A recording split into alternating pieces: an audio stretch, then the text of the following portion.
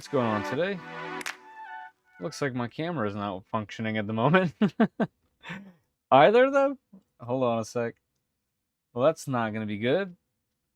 Let's do this one. Oh, yeah, look at that. My cameras aren't working for whatever reason. Both of them. All right. Let's try to do a little bit of moving some things around. Can you guys hear me okay? If anything, I'll just restart the stream real quick. Why are you not working, cameras? You're both on. I'm guessing something to do with OBX.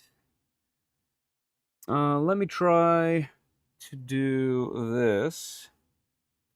One of these. One of these. And one of these. Let's see what happens. All right. Audio's fine. Turn on your lights. Yeah, just dark in there. Oh, here we go. Here we go. All right. Just quick technical difficulties. No big deal. Hey, can you see me over here? I was wondering why my little camera wasn't showing up during the intro. Because usually during this intro, I have this little camera that bursts open and I didn't see it. Anyway, let's not dwell on the past. How's everybody doing? Let me start my music. Let me make sure it's okay. I do have a new thing going on today. Camera's okay. All right, awesome. Thank you. I do have a new thing going on today where we are trying for the second time to stream not only on YouTube, but also on Twitch, but also on Kick. So let me make sure. Okay, that's working. We are live on Kick this time. Cool. I'm pretty excited about that. So we got triple streaming. That's actually kind of cool, man. Tired of streaming to 0. Only okay. So we already got spam on Kick almost immediately. That's kind of hilarious. I don't know if you'll see the chat from Kick. Okay, yeah, you do. That was already blocked that person. That's just a bot. But yeah, I'm just checking to make sure we are all good. We are good on Kick. I can see we're live on Twitch. Why can't I go to my own channel though? Hold on. I mean, we try. Let's make sure that that's working. I see that I'm live. I can see some of you guys are from Twitch, right? Oh, there we go. Okay, that was weird. It's there. Yep, Adam, what's happening? And obviously we are live on YouTube because that's clearly working. Awesome. That's pretty exciting.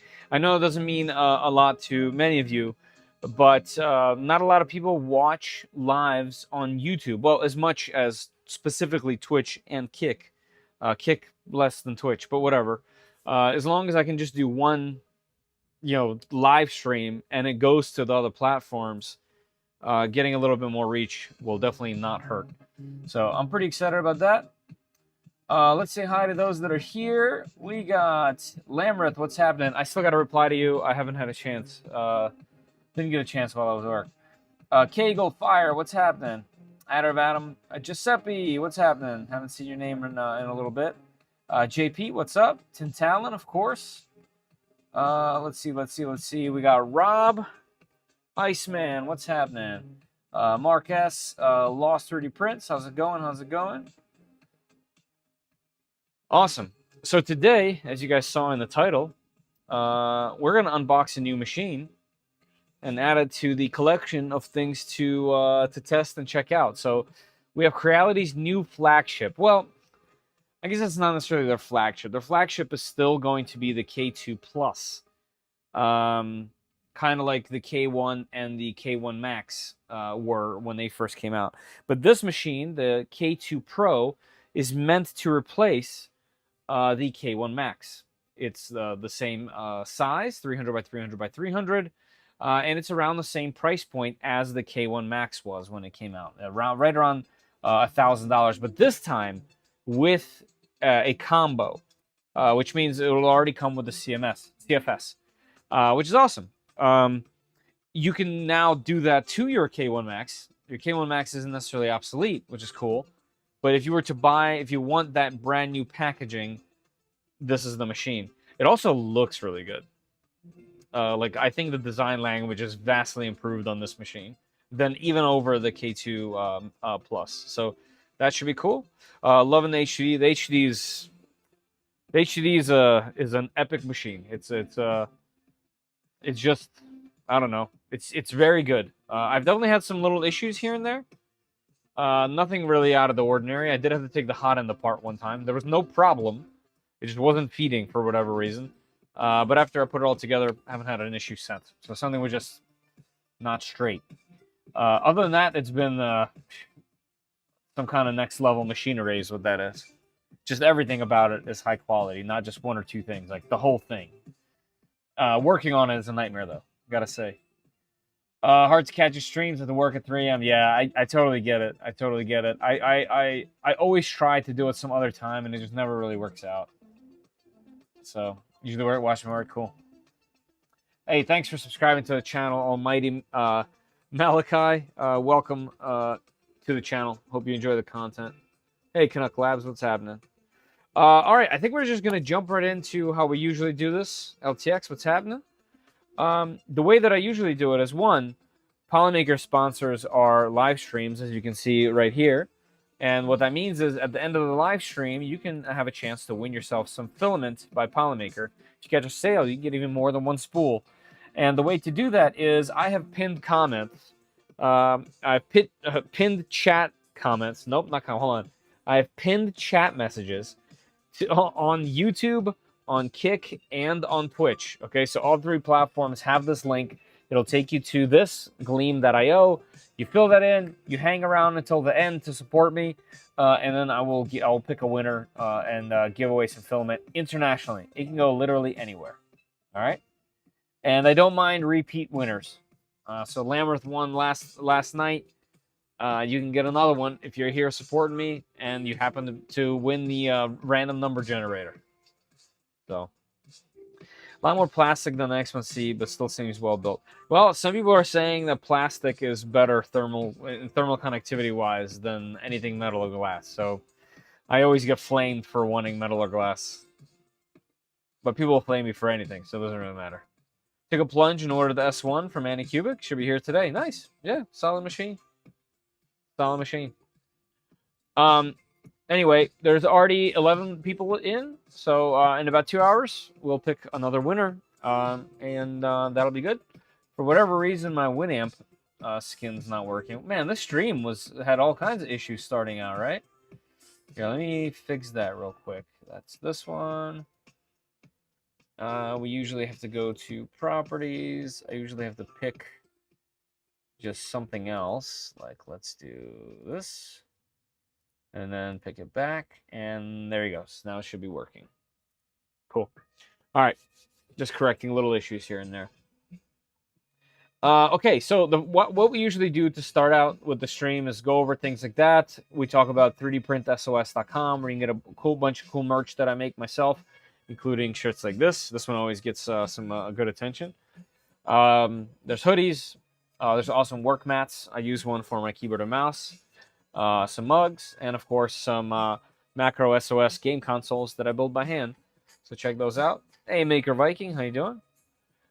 And what we usually do shortly after that is check out what they are trying to sell us, and then we unbox it and see what it's all about. So let's check that out first. So it looks like the combo, including official merch and t-shirt. Ah, look at that.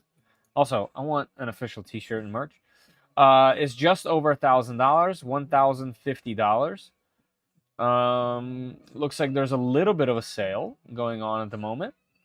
And the gift packet is a t-shirt, a bag, a 1-year cloud VIP service, okay, and 2 years extended warranty. Interesting that you don't get that. Also, I just noticed, looks like Kevin, and I thought that was Zora, but that doesn't look like Zora. I'm not sure I met this person yet. Looks like they're live. So if you want more information on that machine, I'll actually be joining Creality's live stream on Sunday night. I'll be sure to send some messages on the Discord and on the YouTube channel for that. But I'll be on Creality's live stream on Sunday. All right, so I do have the combo. So let's see where I ended up. I guess I just have this regular one without the merch. Okay, let's see what they're telling us. It's multicolored 3D printing, 4x CFS up to 16 colors. Okay, so it comes with one. You can add up to 4 CFS units. It has an active chamber heater, tackle performance filaments like ABS and PPA-CF. Okay, that's great. That's one thing that the K1 Max is definitely missing, a heater. Dual AI cameras, auto adjust flow and alert. Okay, so there's one in the tool head and one on the side, much like the K2 Plus. Smart auto leveling, faster leveling target print area. Okay, no problem. Pro level, 300 millimeter volume. Yep, that's true. 300 is a great size for a 3D printer. K2 Pro combo includes K2 Pro and one CFS unit. Okay, yep, no problem there. All right, so I have questions like how hot does the hot end go? Also, look at these racks. Are these Creality racks? Huh. That looks like a nice little product there. I wonder what this little thing is right here. Anyway, that's interesting. So that would be quite the setup, huh? Creality OS has been so far vastly improved, it's not even funny. So, Mr. Walkman, yes you did, yes you did. Hey Jason, how you doing? Yeah, I was there yesterday. I'll do another one Sunday, and if I can do one before today and Sunday, I will also do one because I need to do the Death Racer. Let's see. Helmet size. Okay, we're still talking about that. Sturdy build, no problem. I do really like this design language. I think this machine looks fantastic. I love the rounded. I just looks cleaner. Just looks better. The edginess of the machines, even though I think that looks great, this looks more modern to me and a little bit more polished. I really like this design language. 3-step servo motors located in the extruder and on the X and Y axis. They work together to take extrusion consistency and printing accuracy to the next level. I'm assuming they're using the same type of servo motors as the K2 Plus, although they aren't actually servo motors. They're NEMA 17s with a sensor on top, which acts like a servo motor, but they're not exactly servo motors. It's one of those things. But, you know, I'd be worried about the heat capability of the built-in cam. My K1 Max dies just over 60 chambers now. Really? Don't know. We'll find out probably. Round-the-clock watch. All right, so they got the same AI that's powering the K2 Pro. That's pretty good. Auto bed leveling, sure thing. Incredibly quiet while printing fast. Okay. I'm sure if you close everything, it'll be okay. I keep my printers right next to me. They print just fine, so I wouldn't call them quiet, but that's okay. Next generation direct drive. And I think that looks like the same as what they have.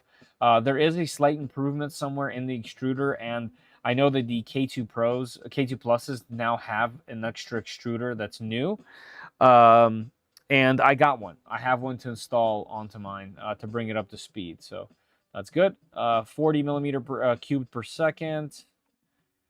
It has the quick swap hot end, which isn't necessarily quick swap, but it is you unscrew and then screw another one in. So it is fairly quick, but it's not like you push a button or something that comes out, you know? Hey, Pezliz, how you doing? Welcome back again, 2 days in a row. How's the CMS if filament breaks inside of them? The CMS is easier, actually, than the... well, excuse me. The CFS is easier than the CMS. The CFS, everything's just right below and underneath of it. It's very easy to access. You don't have to take the filament all the way out even to remove. Actually, I have several CFS units, and I haven't had any filament break now that I think about it. But I continuously have that problem in my AMS units. But yeah, I think they did improve that for sure. And also, they also improved that in Bamboo Labs CFS 2. Oh, excuse me, AMS. In the AMS 2, it's also improved. But yeah, that's not bad. All right, so where are we going? Chamber temperature's up to 60. Okay, that's good. I want to know the hot end temperature before we start to see if it can do PPS CF. I see that they say that it can do PPA. Okay, here we go. Flow rate tested at 280. Okay, that's fine. Is there actual... Okay, here we go. Spec list. Let's see. Nozzle temperature 300. Okay, so so it doesn't quite go up to the same temperatures as the K2 Plus. So that's how they're making it, I guess, a little bit more of something you'd want to do. I wonder if you can just swap the hot end from the K2 Plus.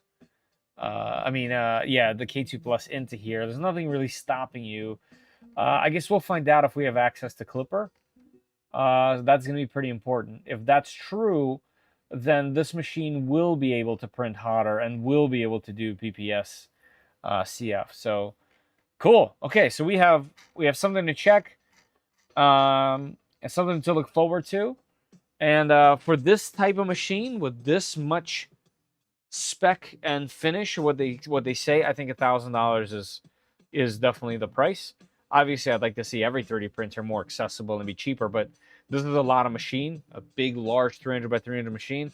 I would assume it'd be somewhere between $800 and $1,200 would be where I would guess this type of machine to be. So $1,000. All right. Until other better, bigger machines push this one out, I would say that's pretty fairly priced. So Slash Dice, what's going on? Is there a cartographer eddy probe on the K2 Pro? I don't think so. I think it is still just probing with the actual tool head, like with the nozzle. Yeah, I believe that's why they have those dots. I don't think it has that technology in it. I don't think Creality has that stuff. That's what worries me about the Cheaty box. You can still continue to worry about the Cheaty box. I have one right now that I'm testing, and it has its own unique individual issues that these don't, because these are built with buffer tubes, and the Cheaty box does not have buffer tubes. So definitely going through some issues there. K2 Pro. I need to drill. I need to drill the terminology into my head, just like when the Enders came out and it was really confusing. Like when the Ender 3v3s came out, it takes me a second to say the right machine. K2 Pro, K2 Plus. There's also just the K2, right? Q-Ball, curious, have you tried the Q2 yet? Yes, I have a couple of teasers on the machine. I'm currently testing it for a video. I'm worried about the Cheaty box too. Yep, that's a fair worry. You got my page? I was paging you. All right, let's come over here to the box. I'm gonna unbox it right over there, and then we'll bring it up to the table. I'll probably have to lower the table. Europro? I don't know about that. I'm just a dude. All right. What's interesting is the box itself has an unboxing guide. Maybe you guys would want to see that. Let's see if I can move that a little closer. Here, let me do one of these. And I will show you guys a little bit closer. Bada bing, bada boom. 3 times and I appear. Do you have to like spin or anything like that, or just the 3 times? Cool. Looking forward to your review. Mine has been awesome. Nice. Creality is almost to the Street Fighter suffix level. Yeah. That's actually pretty funny. I like that. All right, so let's see what this is saying. So step 1, it's saying remove these things. Okay, so they just come out real easy. Let's go ahead and do that. I also forgot to empty my trash can from the Prusa Core 1 build that I had to pause for this. So that's fun. Step 2 is remove this. Lies. Is it taped? Oh, there's 6 of them, not 4 of them. Oh, yeah, okay. I made sure to put those things exactly where I'm going to be stepping. So that'll be good. Okay. A whole bunch of stuff came out of it. All good things, all good things. Look how thick these bad boys are. Look at that. These are usually... These corner protectors are not usually that thick. Holy. This has got some good weight to it. All right. Let's see if unboxing this can be any more wrong than what I'm doing now. So it's saying peel everything up and off. When you get to the machine, I don't know what that says. It says, okay, the glass door, I guess. Remove the glass door. Pick up the stuff from the top. Take that thing off. Remove the CFS unit. And take out the bottom platform. Okay. Look at that. We get instructions for the instructions. Hey, one Raz. Angle iron. Yeah. Good stuff. All right. We get the quick installation guide. The rest I'm going to leave in there because the instructions told me to. It did say to take all of this out. Lots of this foam. It's surrounded. You think they learned from their K1 shipping, guys? Look at the amount of side foam. This is just from the side. You think they learned about shipping that machine? Holy. All right, I'm going to use the bag. Unless I'm not going to use the bag. All right, I'm not going to use the bag. Let's do this. Let's lower the table all the way down so I don't have to break my back. I wish Creality would just stop with the stickers. Like the sticker packs? What do you mean? All right, let's see if I am able to lift upwards like this. Yes, I am. All right, which means I can get down here. Look, these pants are really going to not enjoy this situation. All right, my pants survived.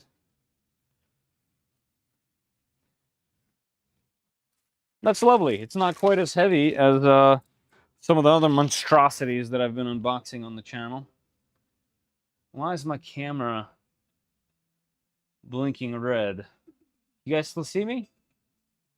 That's odd.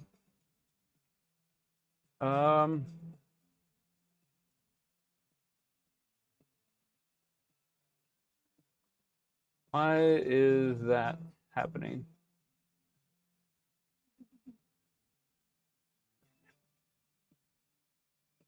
Oh, there it goes. It's green now. Also, why is it green? It's supposed to be blue. Camera? That's weird. Okay. Seems to be all right. Please let me know in the you're being watched. Please let me know in the chat if my camera like goes out or does something wonky. Yeah, don't Uncle Jesse the door right. Uncle Jesse is the reason why this exists.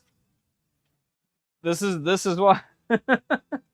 No, his didn't break in shipping, but a lot of people's machines did break in shipping. All right, so let me try to get this bag from underneath.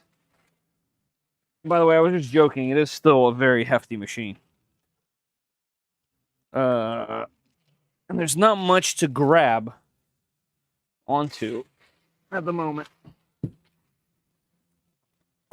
Okay, there we go. All right, let me move this all the way to the back so I have some room. Wow, the bottom of the box is actually wooden. You guys see this light color? That's actually wood. Wow, this, they definitely, really specifically paid a lot of attention to shipping on this machine. I know I've said this a couple times now in my streams and in some shorts. I really appreciate it when a company takes time to design for shipping. I think it's really important, and it's how all of us get our machines safely all over the world. If they don't do this, and the companies that don't do this, they come with so many issues. And I've had a couple of machines come in the past just completely destroyed. You know, then you have to wait on parts. It's never the same afterwards. You never get the experience of using a brand new machine because it's immediately used, even though you paid for a new machine. You know what I mean? Like, so I'm always really happy to see good quality shipping. All right, let's see where I have to put the camera to keep this thing in frame, since it is quite large. And it looks like we'll be moving the table up and down, that's for sure. Hey, Mr. Scary. Hey, BWs, what's up? Interesting, they have unboxing instructions, yeah. Right. Plus 4 handles come in handy. Yeah, that's true, yeah. That's true, the top handles. I did like that feature on that machine. That's why I have handles on my Voron. All right, so it looks like everything is in plastic. Nothing spectacular in the back, nothing too interesting. But the fact that you just took this thing out of the box and there's nothing else is also interesting. That means that everything is up inside there. So let's just slowly start at the outside. Let's peel away at all the things. So we're going to need to get into the front door. One thing that always worries me is this tape right here. Usually it like sticks a little too much and leaves all kinds of residue. Mine on this machine does not. So that's a great thing.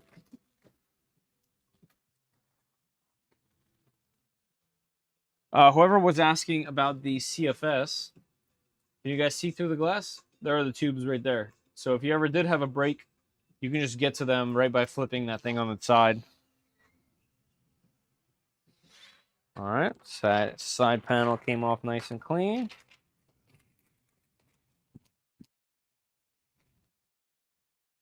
That means we have one over here. Ooh, nice and solid. This must be the door. Or the top door. Let's cut through this. Hey, Kenneth, Daniel. Let's get this. Where's this thing wrapped into the inside of the machine? Yep.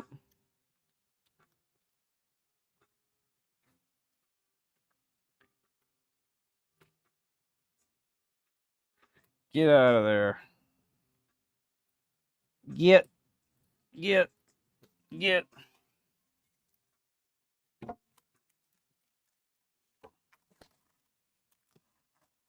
I probably got to find some time to make those maker chips, huh? Kevin?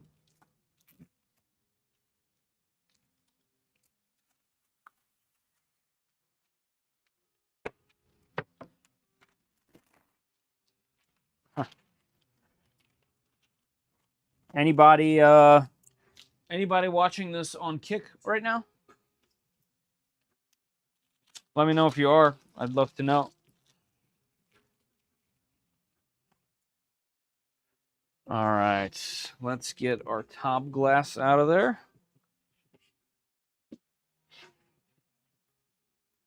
Specs say it supports fluid web UI. That's a plus. Specs say that? That's pretty huge, actually. That's huge. If that's true, I would say that this would be the first machine that has that from the get-go, and that would be a huge plus. I have verbally battled Creality for years about that. Yep. Okay. Lovely. Man, I do really like the rounded bits, like the rounded corners everywhere. I like that. I'm a simple man. That's what I like.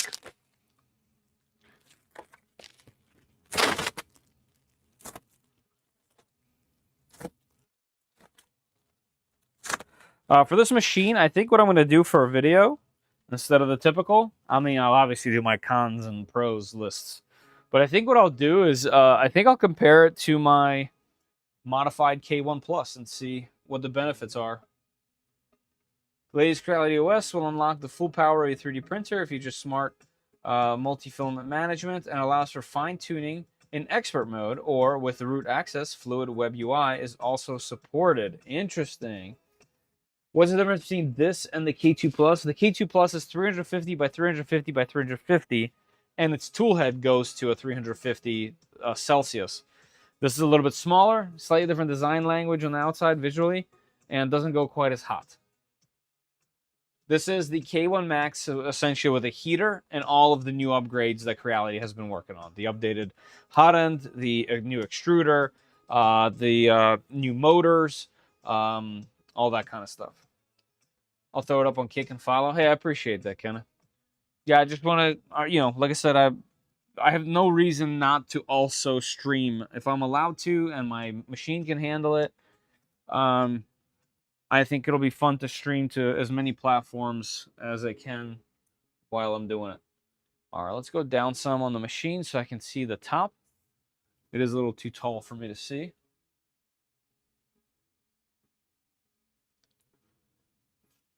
All right, so let's see what we got on the top. Can I just take this whole thing out, or I gotta go one by one? Come on out. Okay, maybe I'll go one at a time. All right, so first package. I see some bolts in there. Some PTFE tubes. All right, so we got the buffer screws. We got a spare PTFE tube. PTFE tube for the spool holder.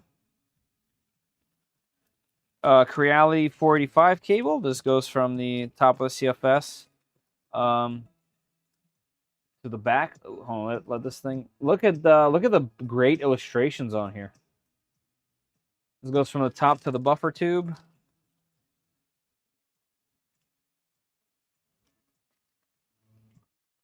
And this goes from the other plug down to the machine. Kind of cool. Oh, there you go. Cool. Thank you, Kenneth. Looks like they added some more emotes than I remember. Nice. First time I hear is a Kick. Was those nuisance streamers that are in jail now? I don't know, actually. I don't know the drama. So we got PTFE tube long and PTFE tube short. Oh, this goes on one side, this goes on the other side. Okay, no problem. That goes in there. This goes on this side. All right, so we're going to need all of these things that are here in this pile. And that stuff can go back. All right, now let's see what's on top here. It looks like a spool. Here we have a box. All right, we have the same stuff that we've been seeing for a little while. They have their nozzle wrench. They have some basic Allen keys. We have a declogger.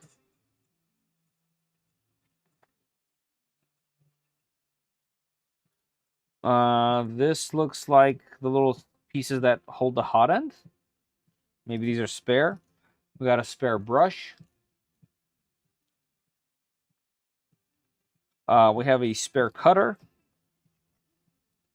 We got, of course, blue snips. Good job, Creality. Never stop putting those in your machines. And that's it. Pretty simple toolkit.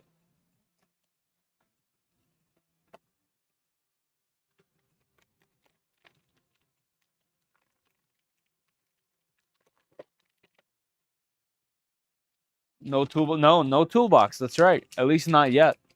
You're right. The Max came with the actual toolbox. This feels like a screen. It is. That's the screen. Oh yeah, another slight difference is the screen is a little bit smaller on this machine than on the Plus. We have the same spool holder. We have a power connector and the buffer tube. Is it the same buffer tube as before? Yes. Yep, looks the same. Looks like they give us a full spool, which I definitely appreciate, of hyper white PLA. I wish it wasn't white. I wish they would give black, but that's okay. I will set that aside. We can use another filament. I'll let you guys pick a little later.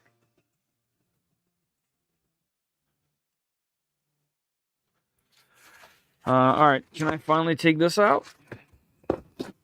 Yes. All right. I guess I put everything in this box a little bit prematurely. Let's see. Let's take it out. And let's pile it this way.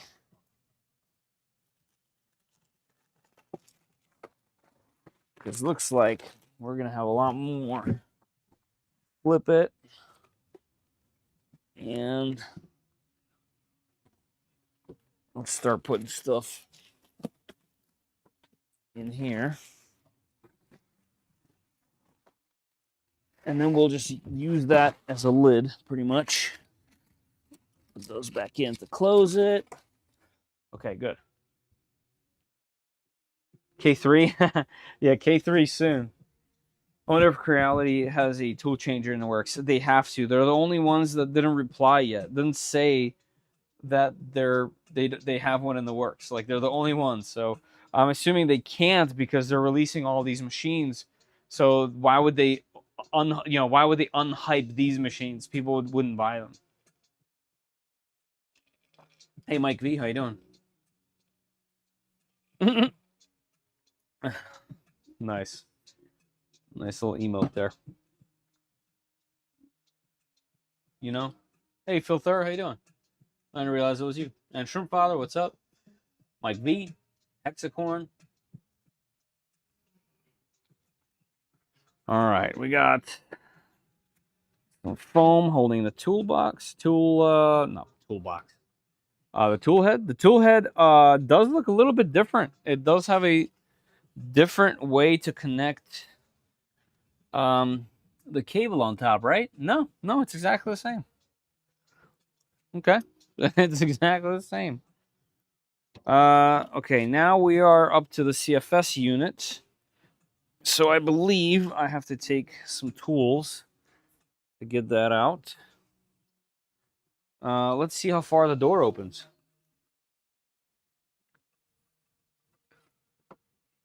Past 90. Okay.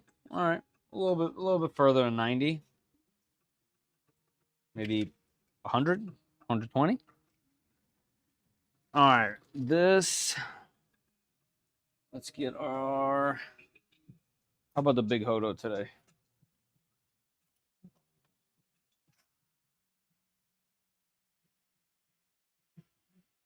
Whoa, long self tappers.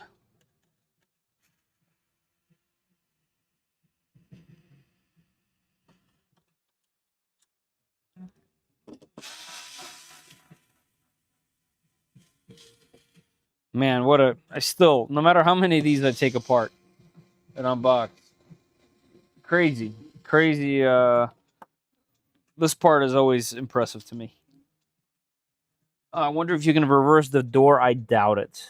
That we have embedded magnets here. No, you can't. No, you cannot. Can we easily take this part off? Yes.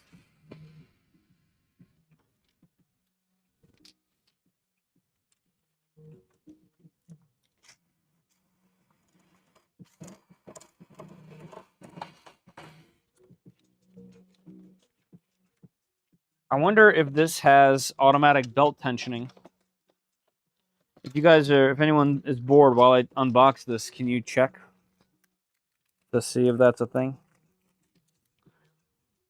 That would be fun. That would be fun to know. This is quite the piece. It even has heat press inserts. Pezliz, this is the Hodo 3.6 volt. I've been using this thing for years now, and I absolutely love it. However, I just recently got the Hoto snap blocks, right? So snap blocks, snap block with a Q set, and specifically this, their precision screwdriver 56 piece set. So this comes off like this. This is where the driver rests. You kind of push on top and the driver comes out. This thing with its speeds has been amazing. And all the bits are in here. They're all on magnets.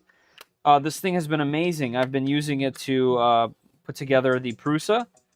And I've really just enjoyed it. I'm only using this just, I don't even know why. This was just over there and this was closer.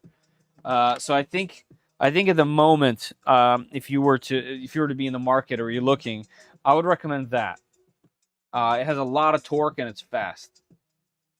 Petty Ruxpin is right though. This 3.6 volt is a beast. Like you have to use this in the lightest strength because if you don't, you'll strip everything.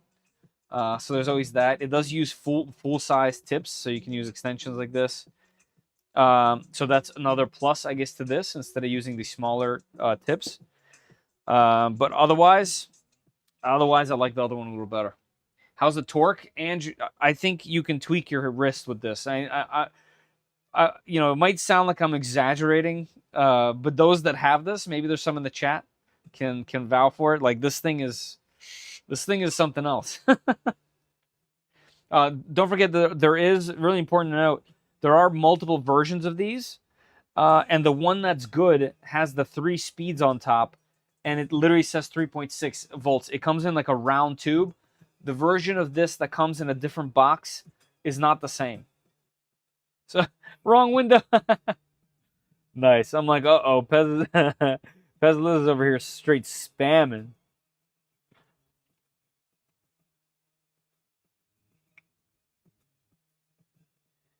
Yeah, that's right. Yep, I gave that one away as a gift, but that was decent too. But nowhere near the power of this one. More than double. This has more than double the power of that one.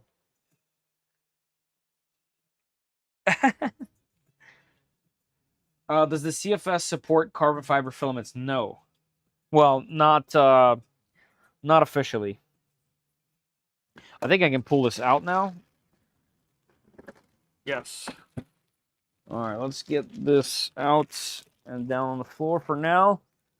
I'll take the rest of the stuff out of the machine and we'll put that thing on top. Ooh, that's fun. I'll show you guys that in a second too. That looks cool. Please tear off sticker before use. Okay. What is that sticker for? All right, let's get to the screws. Remove this bracket.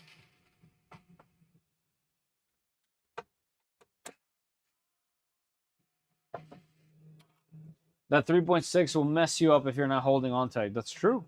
Hey, Joe, how you doing?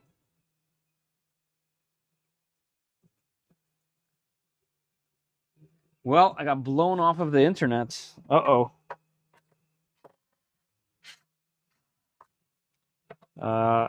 That's true. Strip.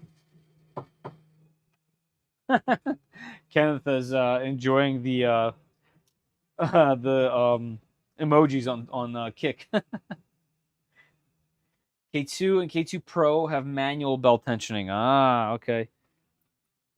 Thank you for reading up on that. I appreciate that. So that's another thing the K2 Plus has on top. It has literally motorized automatic belt tensioning. That's pretty important.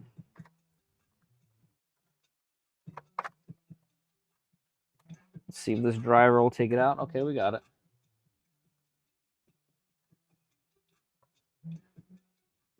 I can only rack it up to installing new version of Linux. It's always that. It's always that. Very heavy duty piece. Wow. And recyclable.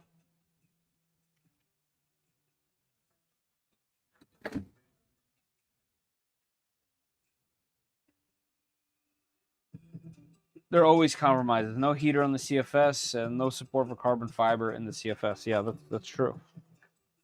That is all true. All right. We got a pretty cool 3D printed piece right here that's on the rods. Remove the screw rod holder before using. So this just helps keep things secure. I don't know what material this is printed in. It has a little bit too much squish on the first layer. It has some elephant foot. Let's see the VFAs. No, not bad. Not bad. Pretty good. Good print. There's 4 of them. Okay. And then we have to undo the bed.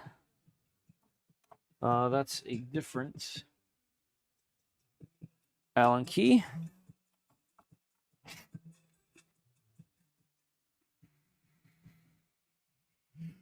Printed a few mods on the CC, like Centauri Carbon CC. Is it motorized? Just spring tensioning on the plus. I think it's motorized. I think it quite literally has motors.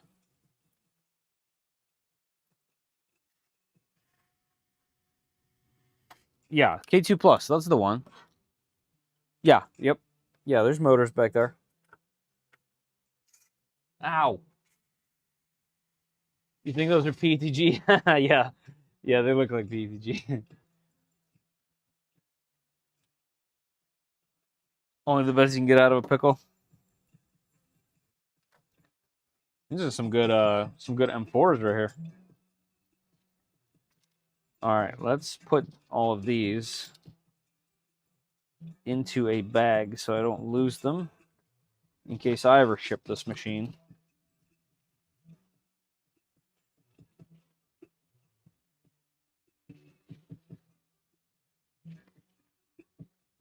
I don't think you wasted anything if you print yourself a 2.4. If you built yourself a 2.4.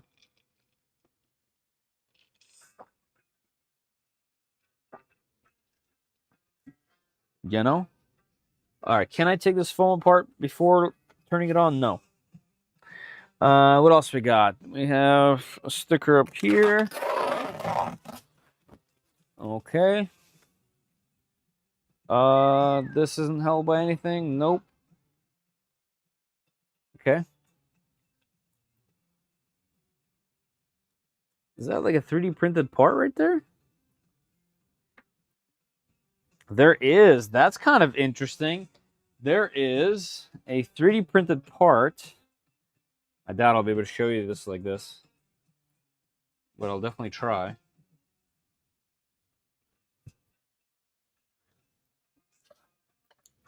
Do you guys see where my finger is? Right there. Hold on. I might be able to get a little bit closer.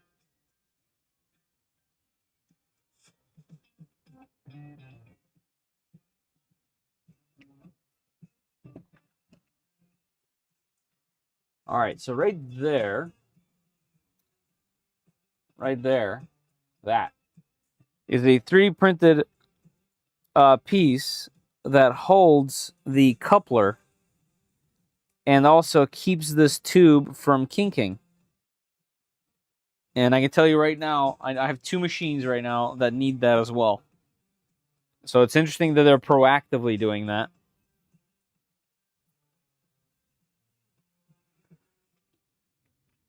The S1 needs that.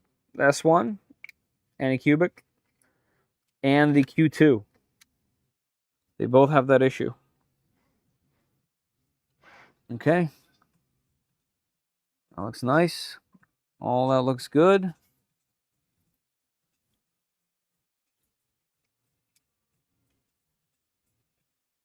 Is $699 reasonable for the K2? I'm not sure what the K2 has over this. That's something we'll have to find out at some point. But if it's this same thing but smaller, yeah, I guess, yeah, it's a pretty premium machine. As long as it like has a heater. Otherwise, I'd probably say Chitty Tech might have something a little better for that then.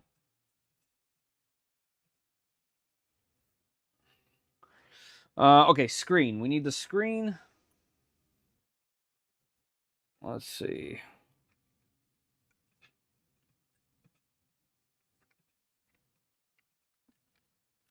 How far does this go in?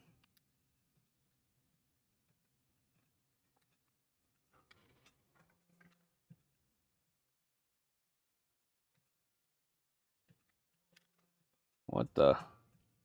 Did I pinch? Okay, pinch.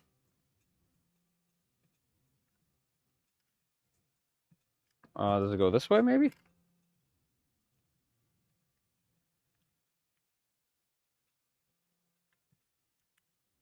Yes, okay. And then that, and like that. Okay, very easy on the screen. Just some tilting up and down. Anything else? Got a diffuser on a tiny little LED. Yeah. All right, that's... Oh, now we got to do the buffer and everything. But before that, I need to put the glass on so that I can put the CFS up. And we can install that so we can put some filament in there. Nice rubber gasket. Very nice. Nice and flat. Creality's live if on PC. Watch both stream. That's true. Yep, they are live. I'm actually going to be on their live stream on Sunday.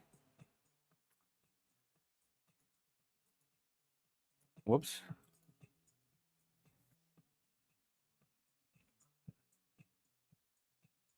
I don't know if you guys can hear the audio. I don't think so.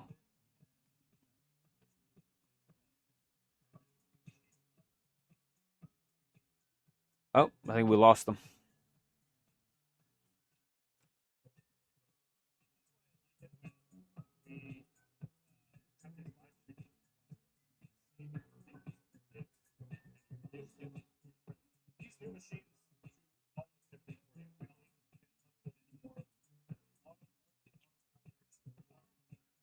Yeah, I was just trying to see if they're talking about anything specific, but they're just, they're just generally talking about the machines.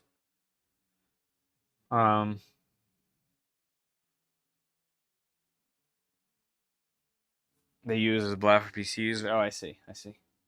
But yeah, I will, like I mentioned, I will literally be on Creality stream, not like as a guest streamer, I guess. I don't really know what and why, but it should be fun. They seem like a energetic bunch. Okay, so CFS. Let's get the CFS out of the bag onto the machine. Can't wait till this thing's heated, right? I do have 3 more of these things. But I don't think I'll be putting them onto this machine. I don't have the space. I do want one more on my K1 Max on top. But the K1 Max just needs to be tuned. So once I get it tuned with one, then I'll throw the others on there. Is there anything on the inside that I need to do? I think there's some desiccant packs that, if I recall correctly, need to be opened. Yes. I'll be watching. Awesome. I appreciate that. Yeah, I'll hopefully get a few folks that usually join me for live streams onto there. That'll be fun. Bring a little bit of my gang, Show them what we're all about.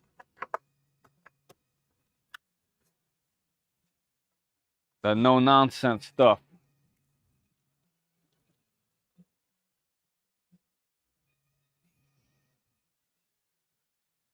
All right, CFS is out of there.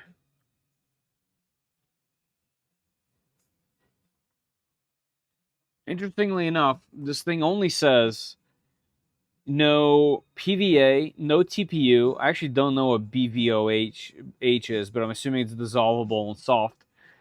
No banged up spools and no lopsided spools. It doesn't actually say specifically no carbon fiber. Just saying. All right, so we need the buffer. We need these tubes. We need this cable, this cable. We don't need the spool one. I'm not going to put that on for now. Hey, Unique Prince, what's up?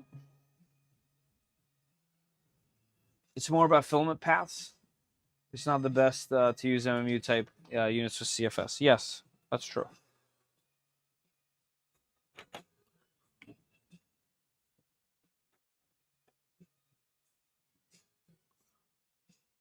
All right, let me get this thing mounted. I actually like that the buffer tube has specifically its own spot and not like something that you have to use adhesive, because that's definitely a downside on the K1 Max, is the fact that you have to use... Hello? My camera's acting up. AI or something. There we go. It's a downside on the K1 Max that you have to put the buffer on double-side tape. It obviously works, but it's just a bummer. Once again, not really too big of a deal, but it is what it is. So what I'm going to do back there, the machine's just too big to keep flip-flopping. I'll talk about it the whole time, but I'm just going to follow these literally giant photo instructions and just install these.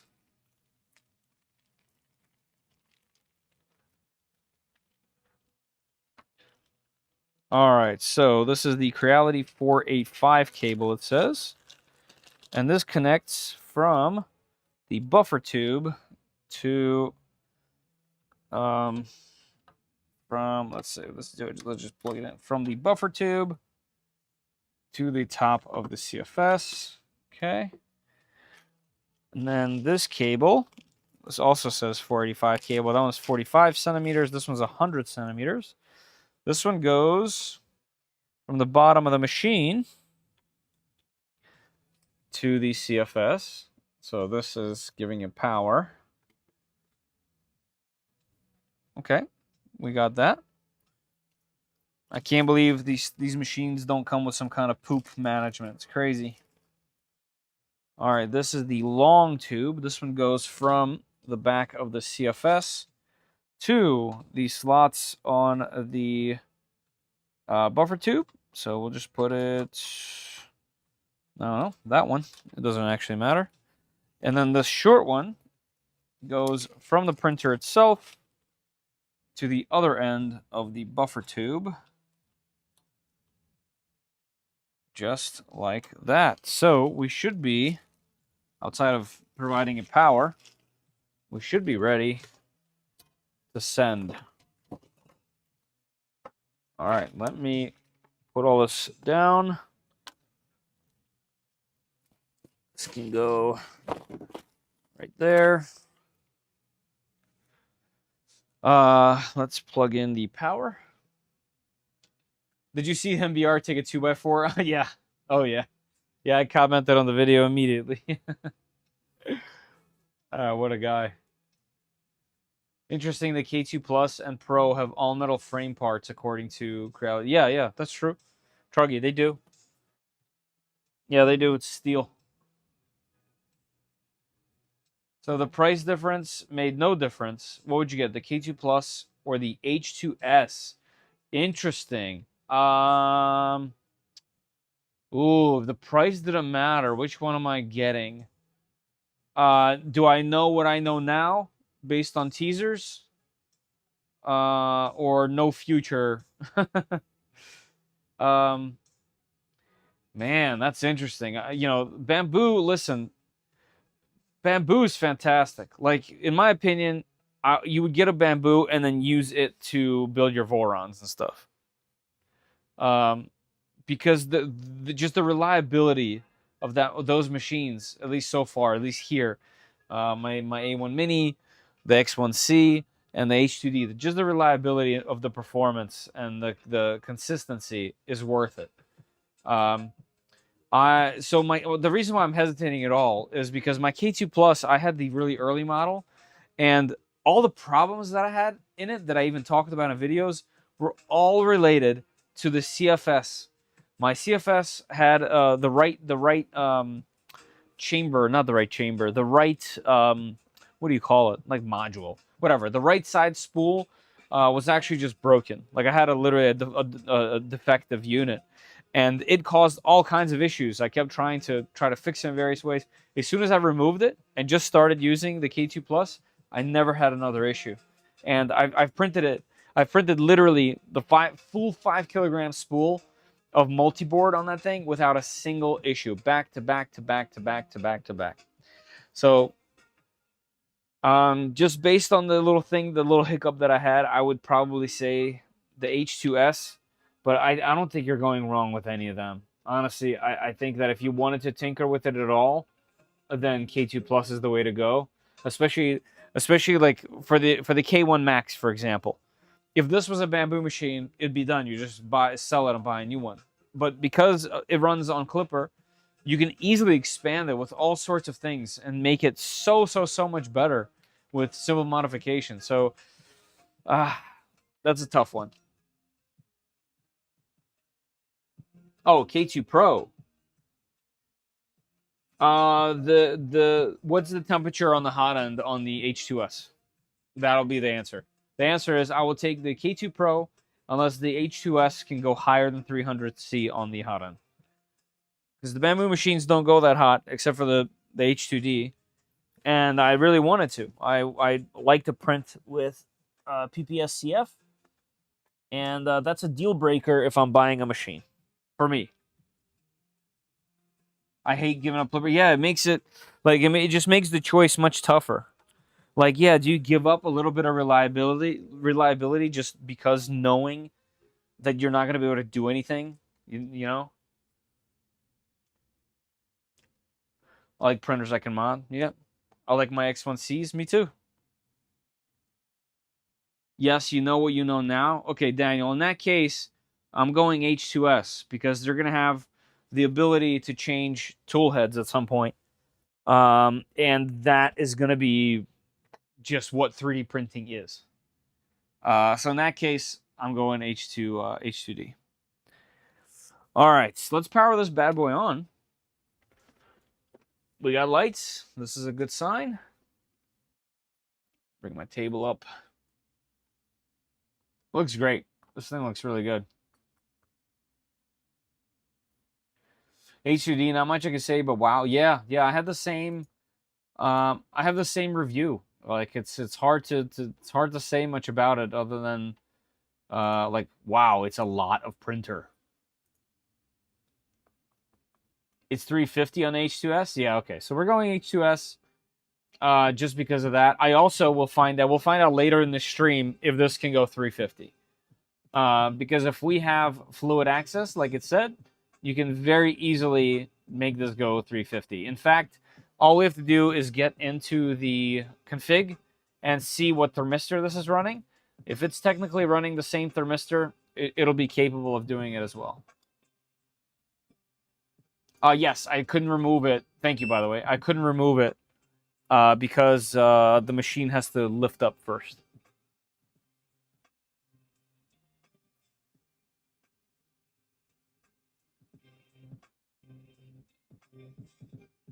Yes, and I too have a +4 that's been printing just over and over and over again, and it's fantastic. I don't have 8 of them, but I have 1. And the +4 I'm a huge fan of, for sure. Especially after modding the, what's it called? The SSR on it. I have a video on how to mod it and make it significantly more reliable. All right, let's peel the sticker. And let's give them my information. English, welcome to Creality 3D Printer. Please keep the green cube in the diagram clear of debris and click Next. Okay. I have read the privacy policy. Of course I have. We're going to connect to my Wi-Fi. Let's see.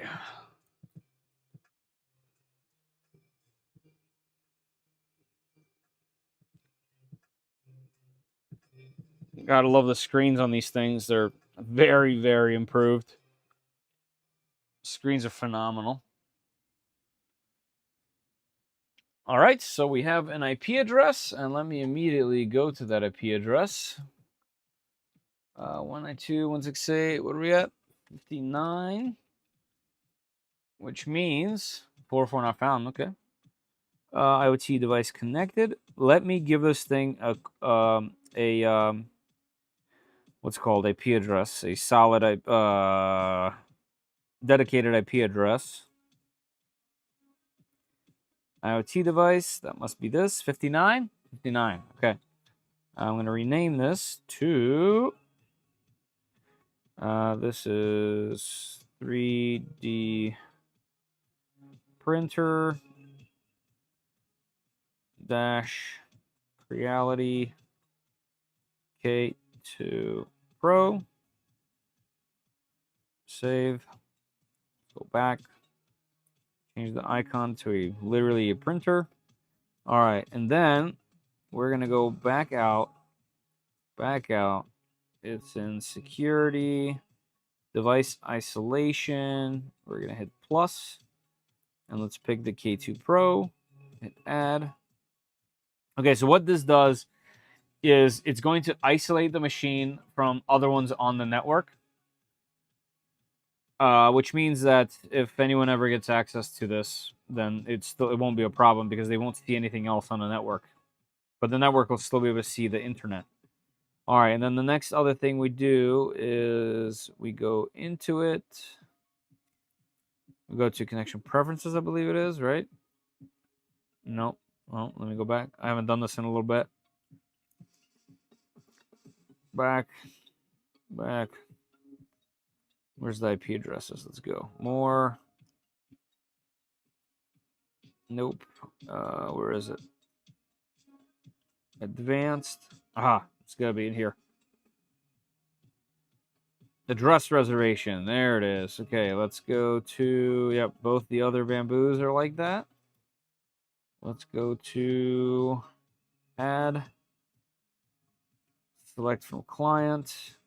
We got the K2 Pro. We're going to hit save. All right, so now this address, 59, is just for this machine, which is what we want. All right, let's go here. Okay, cool. So all the other bamboo machines and Creality machines are set up in the same way. Is that, yeah, thank you. My English is crazy. I like that Chitty's ditching the inductive pros. Yes. They're using the nozzle itself on the Q2. Great, nice. I see what you did there, Beard. What are we printing first? Definitely a Benchy. This is how it works. And then probably I want to print a large Flexi Rexy for my son. So if we have time, I'll do that. At least set it up. All right, next. We are Eastern time. Next. Please use the Creality app. We'll do it because this makes things really easy. The Creality Cloud app has gotten so much better over time.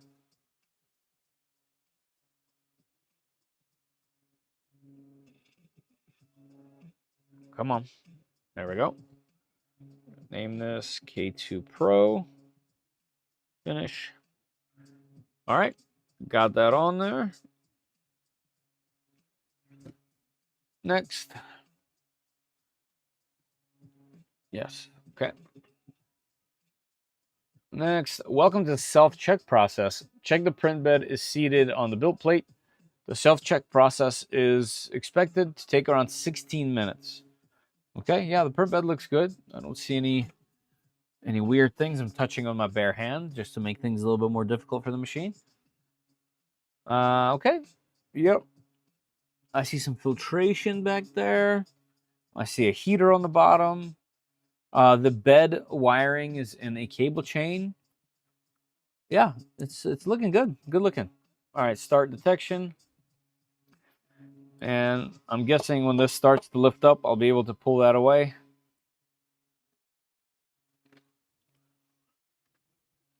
Also, these side panels, are they different?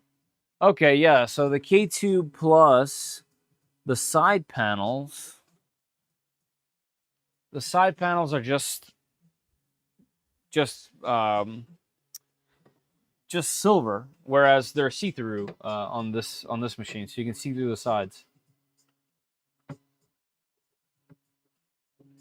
A lot of grease going on right there. Wow, quiet movement, actually, surprising. All right, now the machine's already doing its thing. Here we go. Let's see if I can remove this. Another thing I want to know is, does the bed go down all the way for homing, like the K2 Pro? That would be another thing to watch for. Huge, monstrous notice sticker down there. Notice, do not store objects inside the 3D printer to avoid obstructing the hotbed's normal movement. Okay, so because it says that, yes, this thing probably homes at the bottom. Much like the K2 Pro, which kind of sucks because I do, if you guys can see, well, can't even know. I do put spools on the bottoms of my printers because when I print ABS, it automatically dries whatever is down on the bottom. And you can't do that here because the bed goes all the way to the bottom. I definitely never liked that part on the K2 Plus, but everything else, fantastic. All right, so this thing's going to do its thing. Let me see if I have access to this at all. I do not. Do you guys remember what the thing is? Is it 4343? I don't remember. 4003, something like that. The Q2 looks amazing. Yeah, Q2 has been real good so far. Hey, thanks for subbing to the channel, Brandy. Appreciate that. Massive Flexi Rexy sounds epic. Can't go wrong with a big print. Big print like that. Right. Right. Hey, Holidio.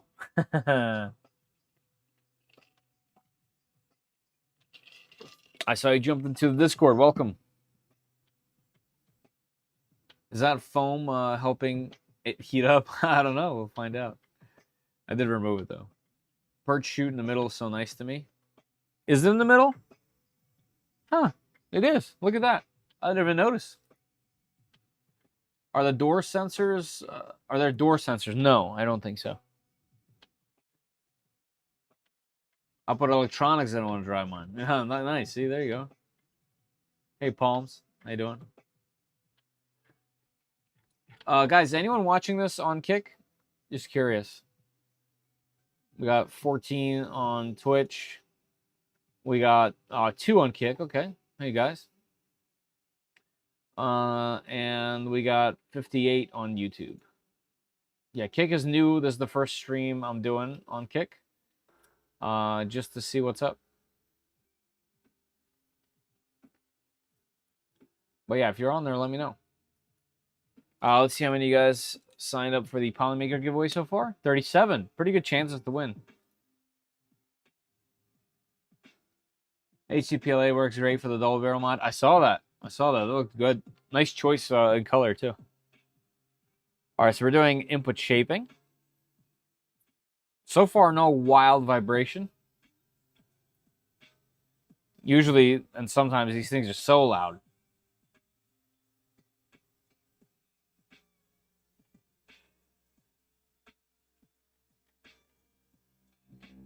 I got my roll of Anycubic PLA metal champagne. Did a test print on Infinity Cube. Came out really nice and smooth. Can't wait to do a real print with it. My wife wants a toilet paper tissue box with a dragon scale design on it. Okay, kind of cool. That sounds cool.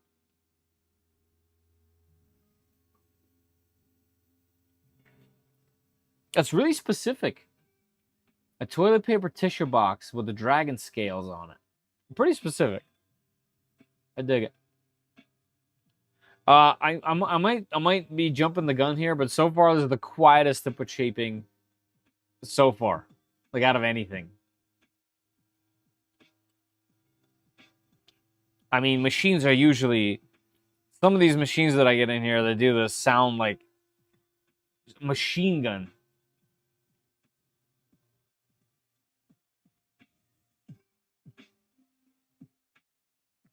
So not bad.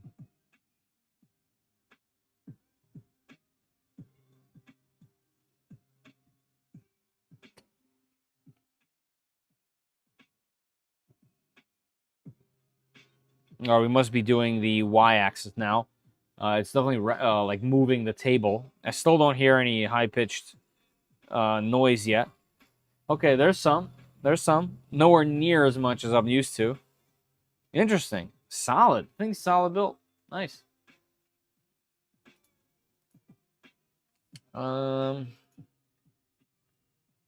IP address for fluid Creality. 4408. That's what it was. All right. Let's do that. 4408. Wait, we just get it out of the box like that? Whoa. Hold on a minute. Whoa. Guys, is this the first Creality machine to do this? I've been battling for this for a long time. At least 2 years. You just get fluid out of the box. I didn't even go through the menus. I didn't do anything. The machine is still doing its initial calibration. Hey, Caleb, how you doing? Oh, yeah, and a lot more fun and custom. And anyone that goes in there, they'll ask, and it'll be a conversation piece. So I totally get that, Brandywine. Yeah, it's kind of interesting that they went from being, let's make this as cheap as humanly possible, to let's make this as premium as possible.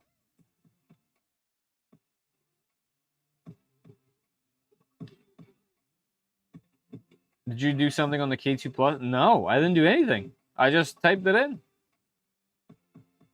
I'm gonna praise them quite a bit on that Saturday stream for this.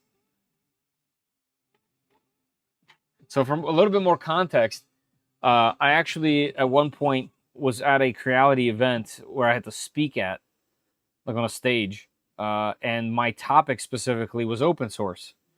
And as you guys know, at that time, well, maybe you don't know, at that time, they were releasing machines using Clipper open source firmware, but not open sourcing it themselves. So I have to be really careful what I say, not to like anger everyone that's there. You know what I mean? So I just talked about what it means, the importance of open source. And, you know, we had a discussion with people in the audience. Joel, 3D Printing Nerd, was there. Chep. Chep. I always call him Chep. That's not his name. That's the Chep Cube. Chuck. Chuck was there, had a bunch of great comments. You know, we talked about the history, how they were like kind of forced to open the Ender 3. They didn't do it at the very beginning. And Naomi Wu like fought for it. And look at this. We got fluid right off the bat.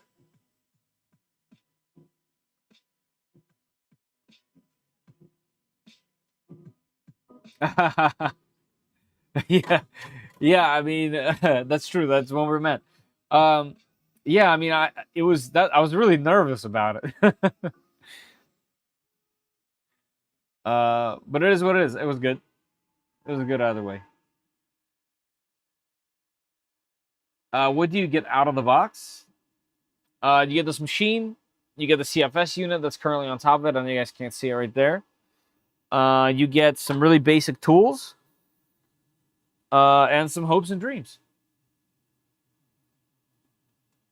Hopefully Creality open sources the K2 line. They claim they're waiting for the Pro and non-Pro launch. So they did this in the past. They waited for the launches and then released the code. And they were saying they did it for troubleshooting, for making sure that, you know, the initial machines went out, and it would be easier to troubleshoot than to have what I'm assuming is buildings full of people at this point, based on Creality size. So it's still weird to me that printers can come out without them being open source right away, if they use open source firmware. Yeah, having fluid right out of the box is crazy.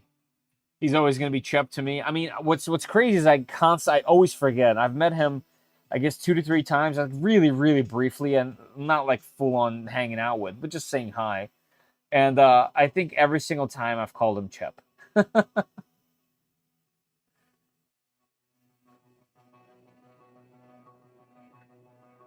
Is this faster than the old machine? I don't know. We're gonna find out. I haven't done anything yet. Rise and shine. Just going through the auto self check. That's it. Super thing I like about Clipper on my K2 Plus is that I can turn on the LEDs without having to go down 2 floors. Yeah, I mean, you know, it's little things like that. By the way, hi Warpaint, how you doing? They got 40 R&D folks working on Creality print. That's not, I mean, you know, if you go on Kevin's channel, Creality Kevin, he goes behind the scenes all the time and shows all the factories, shows all the buildings, and it's massive. It's like a mini town of its own. If the Cheaty box was better, I'd go Q2 right now. The Q2 itself is phenomenal. The box, I'm having some issues with mine. Hopefully we'll figure it out. And if it's fixed, I can test it, and 100% it'll be fixed, then I won't even comment on the bad stuff because it's just growing pains. But if it stays the way it is, and they can't fix it within probably a few weeks, then, well, I'll make the video how I will make it. I bet it says Chep. That's funny. I call him Connor's dad. Is that his son's name?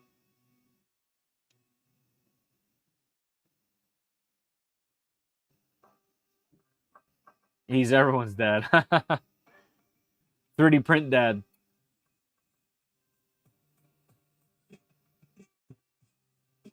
I have an Anycubic S1. You get what you pay for. The Ace Pro is perpetually broken.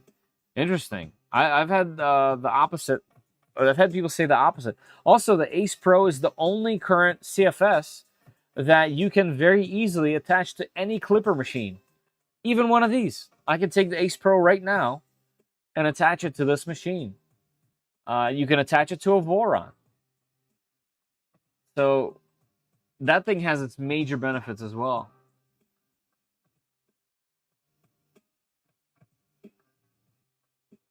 Ah, I see. That's cool. I knew it was someplace hockey. I was an early adopter. Ah, yeah. Okay. Yeah, the earlier machines. Yep. Yeah, I have one of the later models at the moment. I just made a video on it, Rise and Shine. That was my latest upload. If you want to check it out, see if yours differs than mine.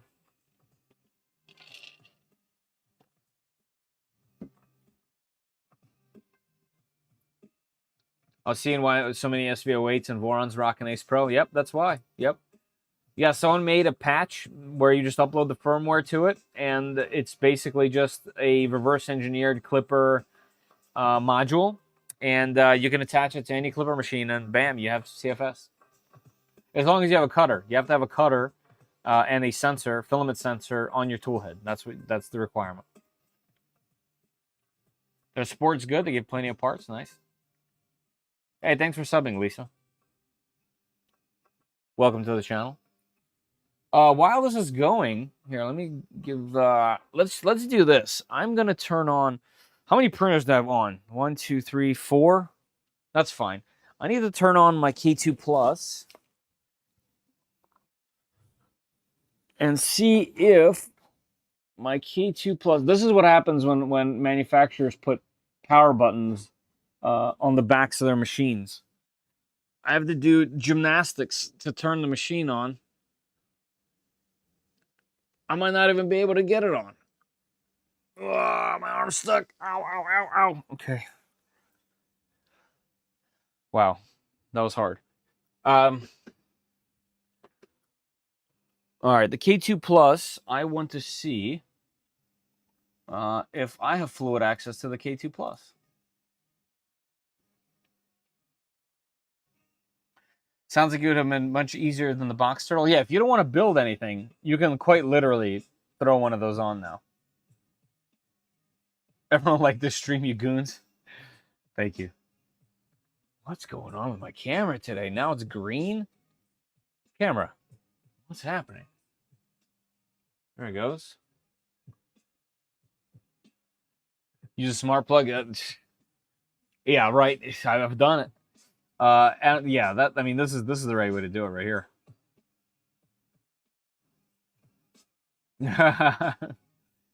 You should have fluid access on the latest firmwares. They opened it a few patches ago. All right, I'll check for that in a minute.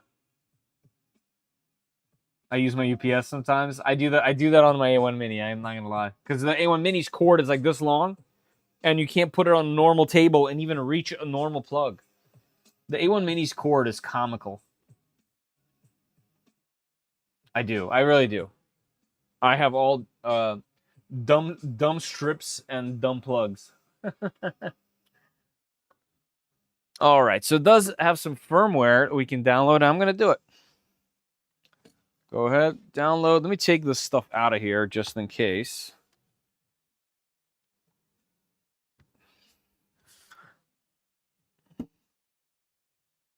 All right, and while that's happening, and this thing's going and doing its thing, let's dig around just a little bit. Box CFG, huh? Filament rack, interesting. So this is just a few macros for the CFS. Factory printer.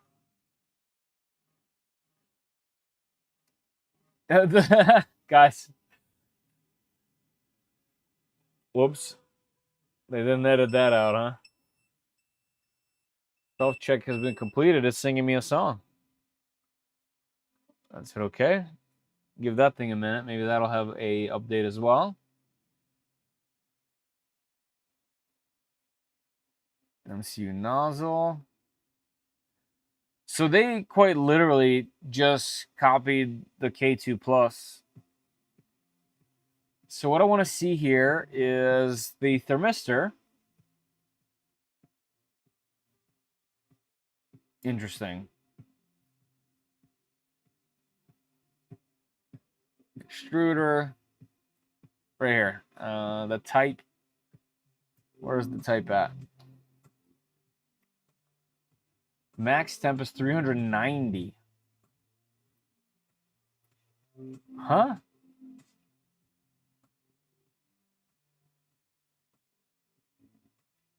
Hotbed. I want the sensor type on the extruder. Sensor type. My underscore thermistor. My underscore thermistor is right here. That's tricky. I'm probably not going to be able to see what thermistor exists on here. Let's see here. Let's go to... This looks good. Looks good on a smaller screen. Very sharp. System version checking. Let me just check. Latest version. Latest version. Okay. All right. Yeah, I'm not gonna touch anything else.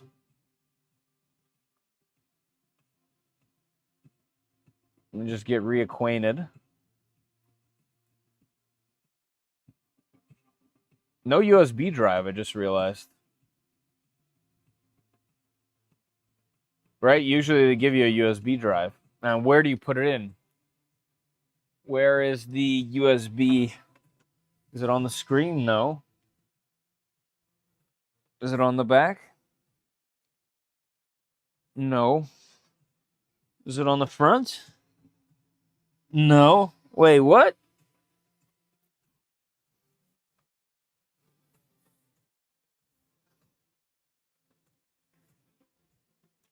Oh, I found it. It's on the side. Wow, that's a really awkward spot. Why in the world? It's quite literally right here, like on the outside, on the side. That is a really weird spot for USB.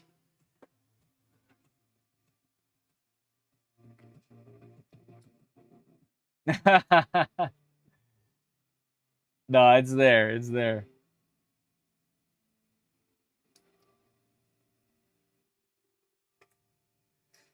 All right, so let's check this. So this thing, let's see. After upgrade, please recalibrate before starting. All right, I'll do it. Belt tension. Oh yeah, so this does, like before, the K2 Plus does have motorized automatic belt tensioning. We don't need to do auto leveling because it's going to do that the whole time. All right, there we go. Around 7 minutes. All right, let that do its magic. And actually, we should still be able to get to it. Let me get its IP address. Let's see. The IP address of the K2 Plus.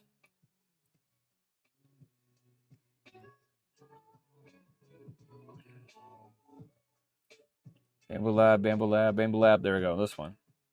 Also, let me change the name here. I named it 3D printer, but it looks like every other one I have it just printer. And I have OCD, and I can't let that slide.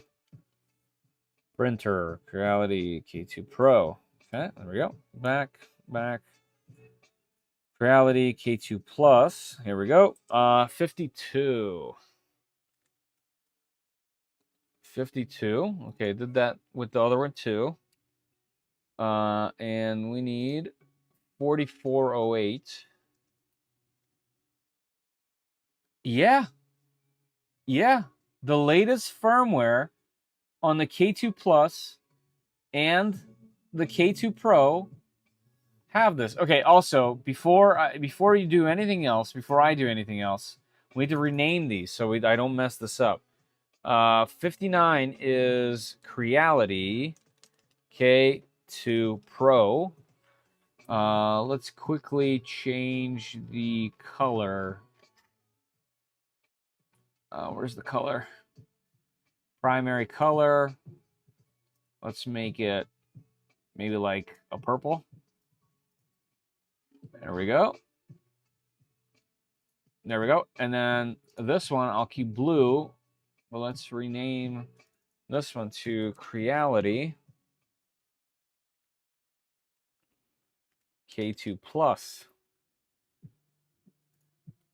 There we go. Now it'll be much harder to mess up. All right, so let's go to the same files on both of them. We're going to go to configuration. Also, what's in printer? Let me take a look real quick. This also says printer size. So they just forgot to remove that. Let's go here as well. Wow, a lot less files on the K2 Plus. Interesting. Why? That's weird. There's the one here. It's so messy. Okay, let's go to the printer. Version 1.049, 1.050. Interesting.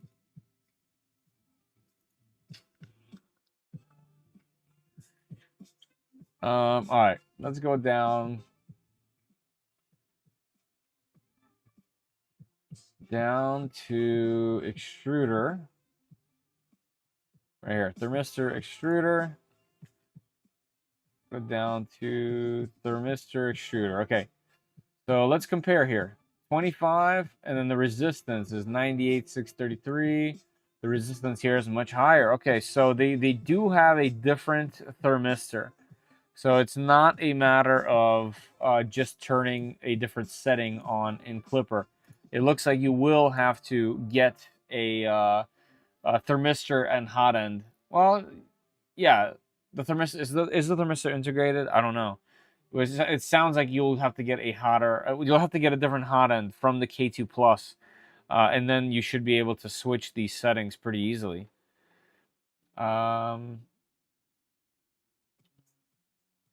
Max temp says 390, and this still also says 390. So the only limiting factor there typically is the thermistor. And this should be 30 higher, so yeah, about 350, 360 is what this thing should be able to do. So unless there's like a physical difference, which I didn't notice right off the bat.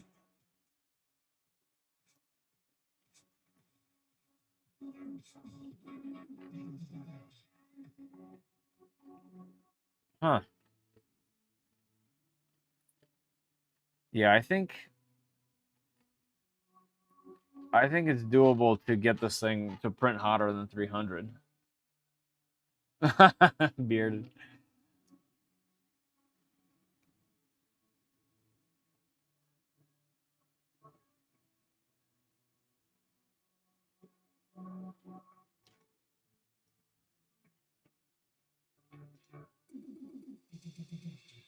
Only room for one big printer, yeah.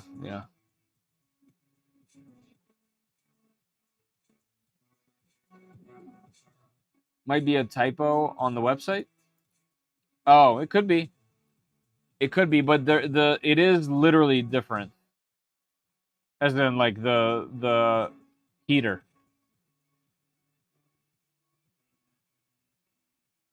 But that's something that we can easily check. So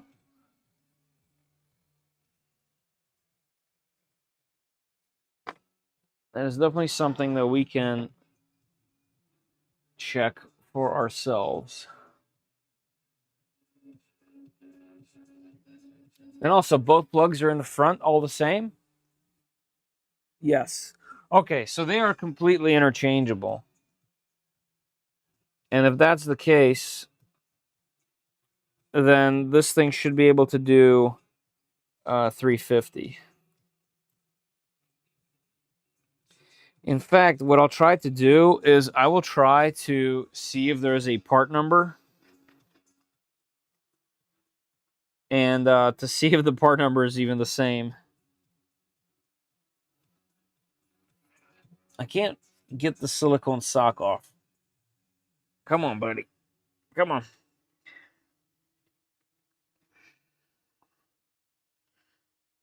No, it doesn't want to. I'd have to take the whole hot end off. I'm not going to do that right now. But okay. So I think we answered some of the questions I personally had. I have a K1C and a Centauri Carbon and room for K2 Plus next to them. Nice. That's a pretty good fleet right there. Oh, okay. I see. No, Miss Scary's, I can show you. Mr. Scary, sorry. You're trying to pause in the middle of anything? All right, let me open Orca Slicer. I'll show you. It's really easy. Here. Go in here. We'll just cancel for now. Go to prepare. Here, let's add a cube. Okay. So when you go to slice, on the right side right here, there's this bar that you can drag on the right. Whoops. You can drag from the top down. Okay. That you can drag from the top down like this, or from the bottom to check how this thing is built. So here you want to put this somewhere where you're trying to pause. Okay. And right click, and you can add a pause right here. And now there's a pause there. It will literally pause the machine, do whatever. You can use the screen to change, layers, whatever you want, and then that's it. And when you slice it, that will be a pause there. Is that a Chep cube? Nice. And all the same, you can click and remove it. What else can you do? Add custom G code if you want to put your own G code in there. Or you can jump to layer. What's that mean? Please enter the layer number. Nope.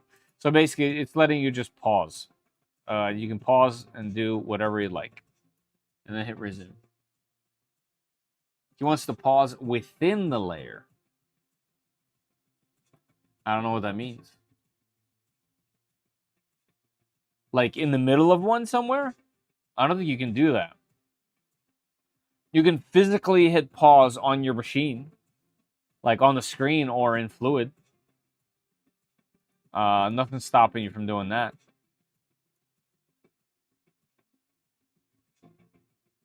Well, anyway, I think we're good to go here. I'm not going to mess with this quite yet, but I'm very happy with this. The color changed halfway through. That might definitely have to be done on a really specific G code, probably. Yes, in the middle. I can add M601 command into the G code. Yeah, if that's the case, yeah. Yeah, I thought you meant like in the slicer. Okay. This thing's ready to print. What files do we have on here? We have a spatula, a 21-minute benchy, and a multicolor 31-minute benchy. Let's do, what time we got? 11:14 already. Wow. All right, well, we can do a benchy, a regular one. And then I will find a Rexy, and we can slice that up and at least start it. All right, as far as filament goes, let's see what I have here. I have PCABS. I have nylons, all kind of various nylons. I have PAHCCF. Wow. I have some Hyper PLA. I have Very Perry, but I believe I have some of those open over here. Let's see what open ones I have. I do have some beautiful conjures, actually. Yeah, let's check out some of the conjures. Because if I want to do the Flexi Rexy... Oh, here we go. I think we just answered the question what filament we're going to be using. This is what we're going to be using. All right, guys, this is a filament by Conjure. Well, Conjure is not the brand, is the type. The brand is K2 Systems. I print the Labubu. I did. I did already. What if you move the nozzle to a position and then add the pause? I'm not sure. I've never tried that. Rob, I've literally never tried to do that before.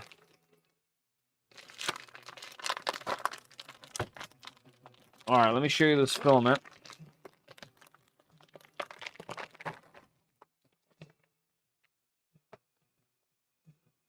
This should be perfect for a Rexy. Right? Look at that spool. Looks like a rim. PLA Magic. Green. Beautiful. All right. Let's throw this into one of the CFS channels. With Prusa Slicer, you would paint the object, and there's a color swap G code that you put an M600 in, and then it goes swap colors, and we'll pause. Yeah, I mean, okay, so that's what you mean. If that's the case, then yeah, you can just paint. You can just paint whatever. No, hold on. Yeah, it'll try to flip the... Yeah, you can't do that. If you don't have any kind of multicolor, that won't work. It always look like my rims too if you drop it. That's funny. All right, let's put it in this fourth channel, only because mine was cursed on the other one. What's going on here? Open sesame.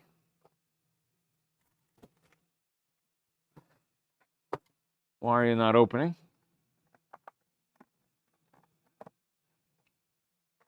Huh? Okay, never mind. I don't know what I was just going through. I had a brain aneurysm.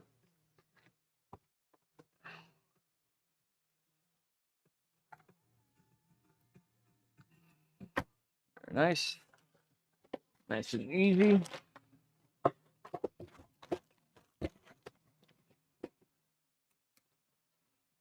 Beautiful conjure filament. Let's make sure it knows that that's what we're putting in.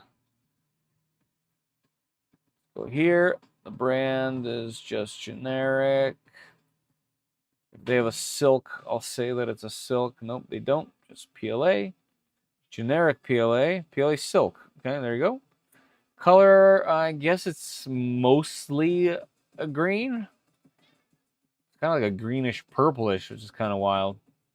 All right, we'll name it dark green. Hit OK.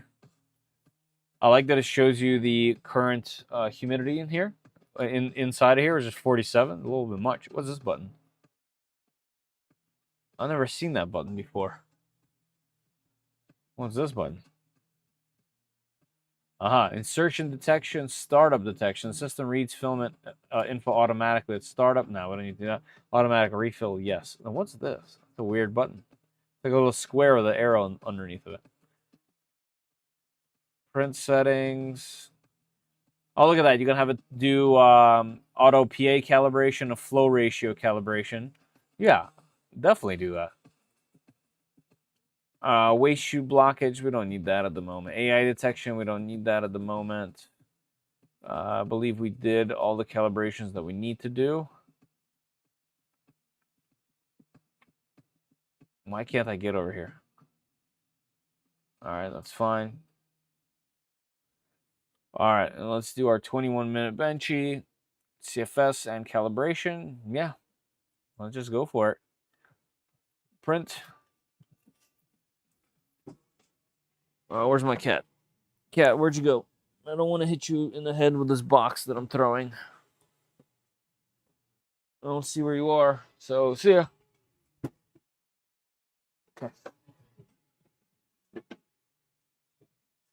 M600 made me the color swap queen. I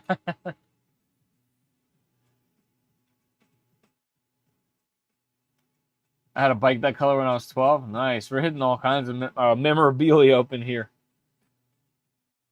Does a CFS heat? No. No.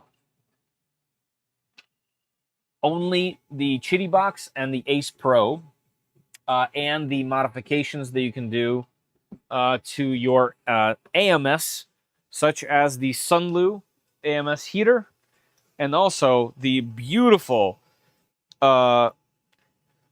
Tetris by Ibos. The Ibos Tetris. I did a live stream on that. Actually, at some point, I'm going to do a video on comparing those two.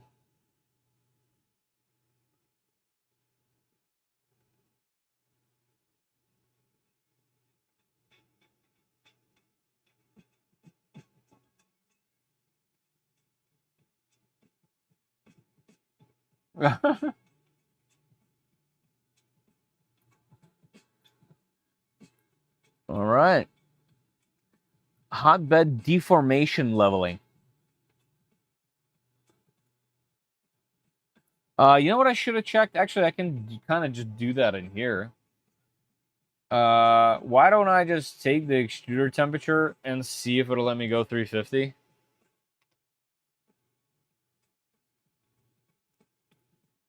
It does. It does. They made a mistake on the website.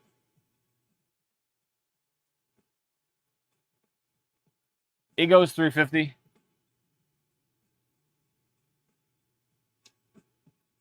Hey, Reverend.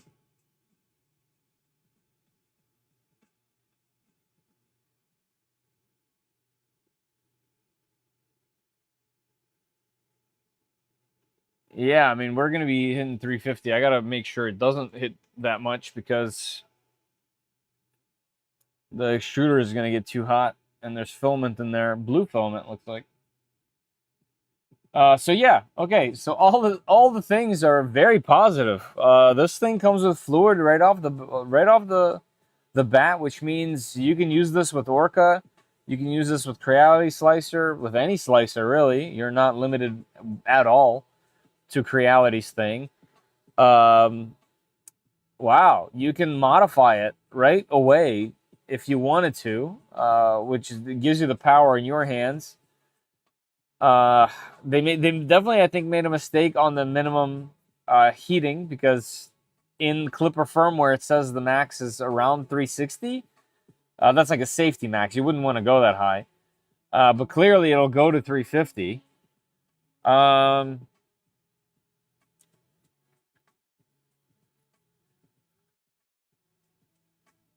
Interesting.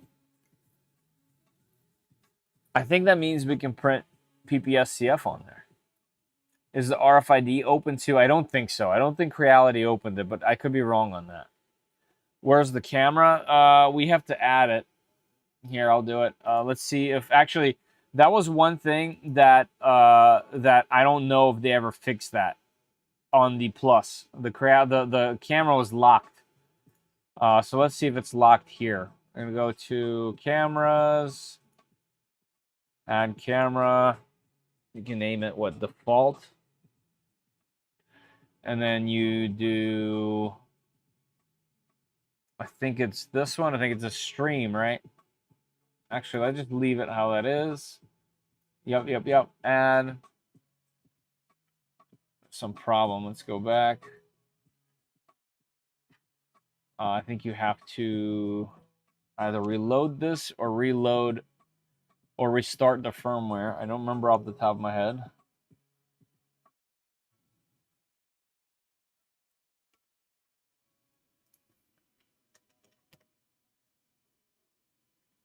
Yeah, they might have blocked it. What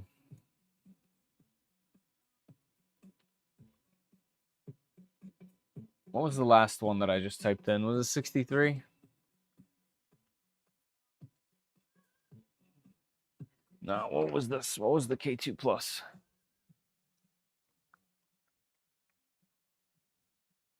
Can I get the IP address here? 52. Well, give me a second. On the K2 Plus, it wouldn't let you add a camera, but you could find it. You could use it by going to 8080. Yeah, these are all in here from me trying to add them. So yeah, you still unfortunately can't. Yeah. You can't add a camera still. Yeah, I tried all kinds of funky things to get it to work, but it does not work. Was it 8080 now? Now I'm blanking. But if I don't think they changed anything. I think they quite literally changed the size. Oh yeah, it's the same problem even. Yeah. Interesting. Okay, so no camera in Fluid, but you still can get to it. Man, I made a post about this, I thought. Is it 8080? Let me check. Is it just 80? No. Hold on, I'll find it. I'll tell you. K2 Plus camera clipper.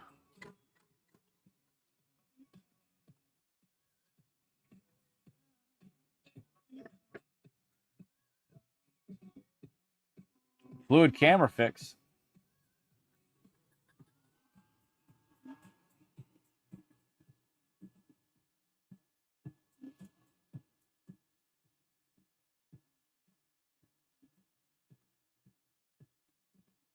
What? Oh, you have to install things on how to fix it. Okay, so yeah, so you have to install, looks like via root. But that's not what I was trying to do. Yeah, it looks like you can get it to work in Fluid. Okay. So this is cool. You can find it on GitHub. Okay. DNG-crafts K2 camera. Workaround to get the camera working in Fluid. This requires root access to be enabled on the printer. Just a simple install command. If you wish to restore a printer to its original configuration, run these commands. Wow, this is easy.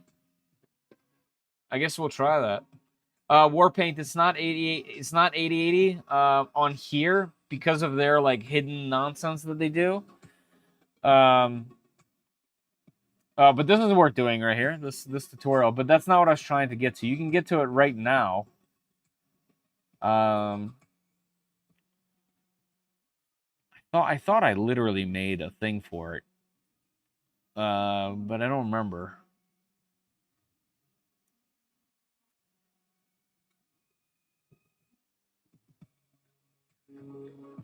It was just a different thing you type in.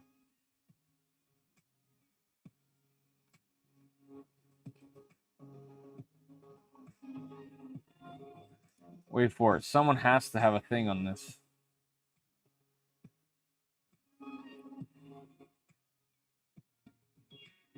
$8,000? Okay. Thought I tried 8,000. Yep, there you go. Yeah, so it's strange enough. It works here, but they and let me check my yep. Wow, the K2 Plus camera is nice. Anyway, as you can see, I even tried putting this IP address manually into here. I've tried all kinds of wild stuff to try to get the camera to work. But it just never works. And you can never remove these, so they stay. Like, if I change this to this, yeah, it doesn't work. No matter what you try, you don't even get the window for the camera. So yeah, it's worth installing that little workaround right here. Whatever that little workaround was, wherever I went.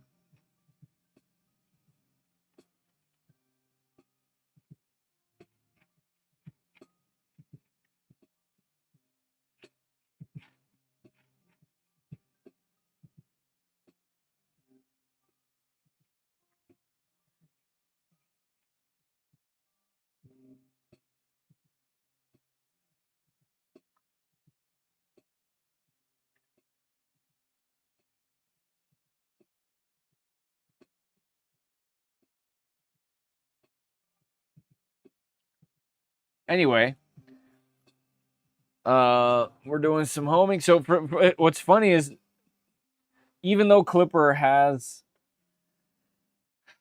camp built in, it still homes the entire bed. It definitely does not have to be this way. It could just home exactly where the benchy would need to be and not spend all this time doing the whole bed.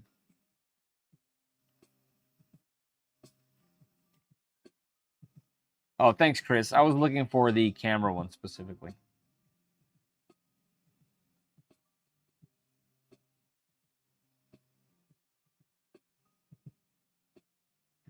I love my K2 Plus. Yeah, it does great with all kinds of hot filaments. Printed all sorts of stuff on that thing.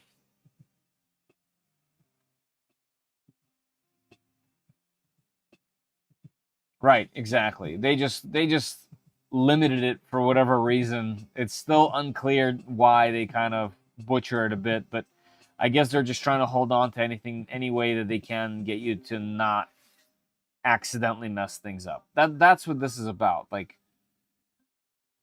you have so much power here in Fluid. People that don't really know what they're doing will go in here, they'll mess up the printer, sometimes pretty bad, and then they'll call support. And they'll hassle support to get help.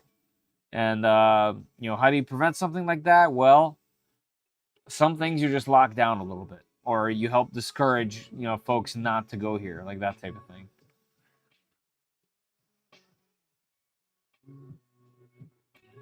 So, by the way, guys, we have about 30 minutes left in the stream. So if you guys are going to stick around, don't forget there's a pinned comment, pinned chat on all three platforms that I'm currently streaming to right now: YouTube, Twitch, and Kick. When you jump in there, it'll take you to a gleam.io link. Just answer the question, and you have a chance to win some Polymaker filament. Nah, reset won't work, Rob. Because I already went through this with the K2 Pro. I got the K2 Pro, excuse me, the K2 Plus. I got the K2 Plus really early on, so I was able to do all kinds of things. We went into the firmware before it was unlocked and tried to unlock it ourselves. And I sent like the code from the machine, like from the machines like ECU to a group of folks that was working on like breaking through it and all this stuff. So I worked on it a bunch in the very beginning, but looks like all that's completely unnecessary now because they just give it to you.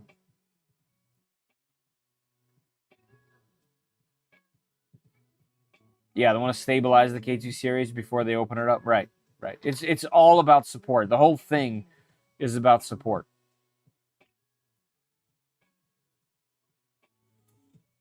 Jokes on Creality, even with all the guardrails in place, I can still break it. Oh yeah, oh yeah, and then in wild and glorious ways.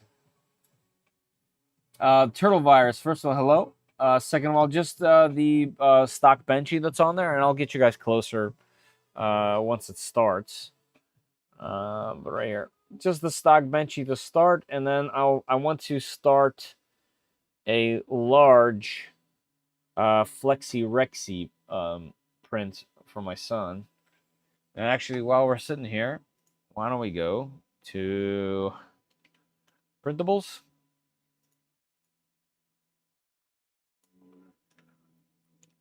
Let's do Flexi Rexy.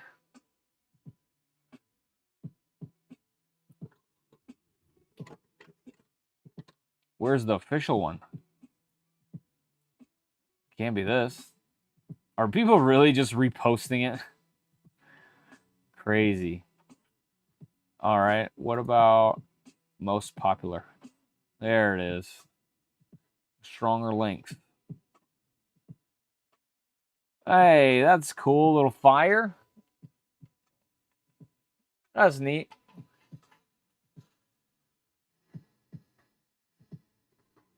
Ha, we got some handguns. All kinds of fun stuff, huh? All right, let's just do the original. Who designed Benchy? Did they design anything else? That's a great question. I know that the rights to the Benchy were just purchased by somebody or obtained by somebody. There was a whole bunch of little drama about it going from open source to closed source or vice versa.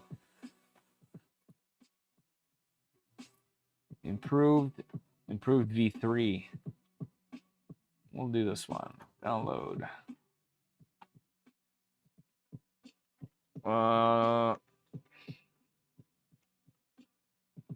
So the original, well, this is uploaded by Prusa. I don't know who the original designer was. Author, Creative Tools. There you go. So yeah, 3D Benchy has its own website.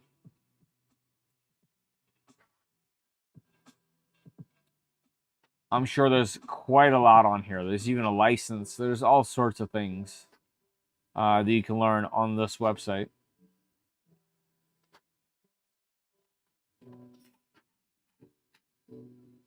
It's a cool image. AI for sure.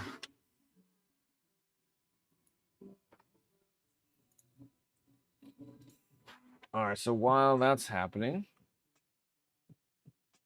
I keep the VOD of my machine camera as a link, so I forgot it was 8,000. I go 8080 on the brain. Yeah, same. 8080 is familiar. 8,000. Oh, we're doing the PA calibration now. Pressure advance. I like my machines to do their calibration before, even on short prints. I want the prints to be as best as they can. I don't know why that's not on by default.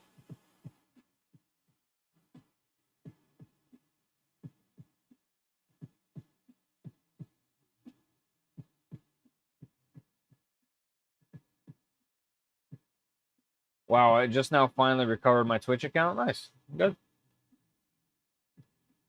All right, let's do... No, not this. Is there a new version of Creality Print? Very likely. It's JP. Oh, okay. Toxic Babe. Toxic Babes in position? Wow.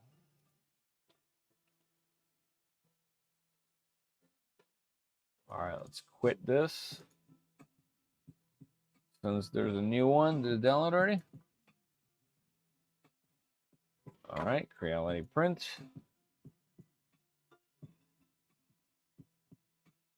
There we go.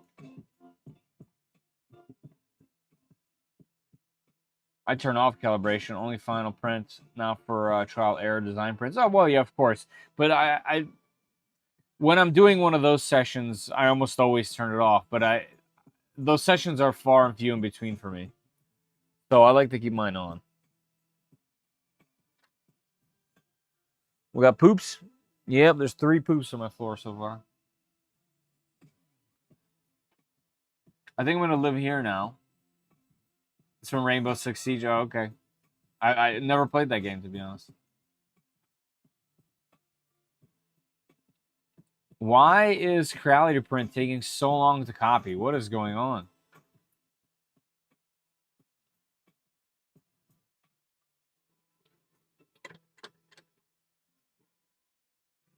I swear it almost took 2 years to get my Twitch account back because of 2FA and phone number change. Ah, yeah, that could be tricky.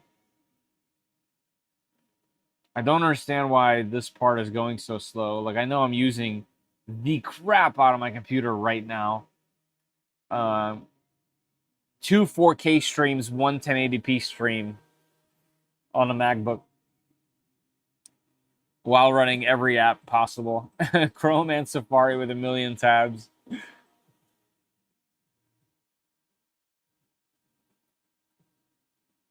All right, there we go.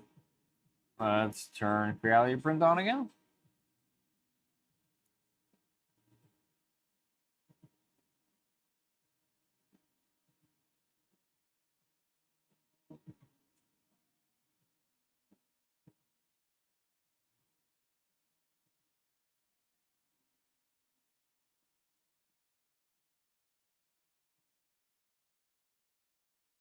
Login status has expired. Please log in again. Okay. Maybe? Login fail. Okay, I'm trying to log in. Chill out, Creality. Login successful. Okay.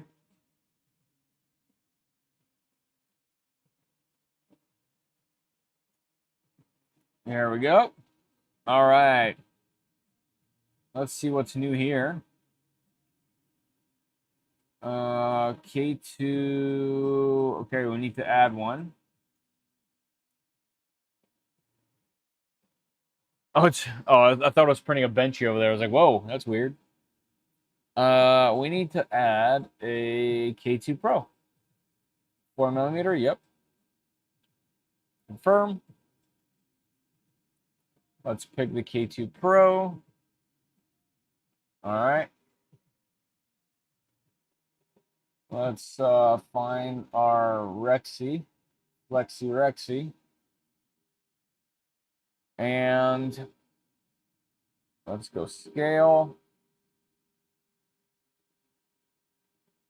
Let's make a big one. How about we just round this to 355% scale? Just for some rounded even numbers there. All right, 350 scale.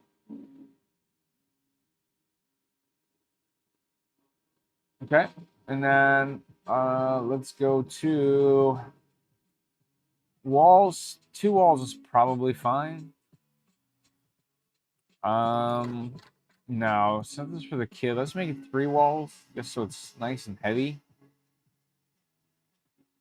What's going on here?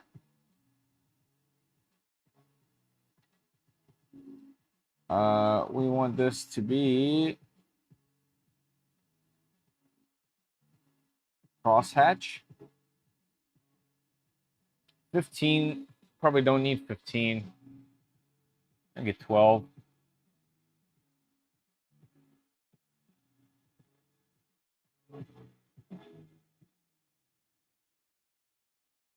Everyone here gets a soap. Nice. I still need to print with that.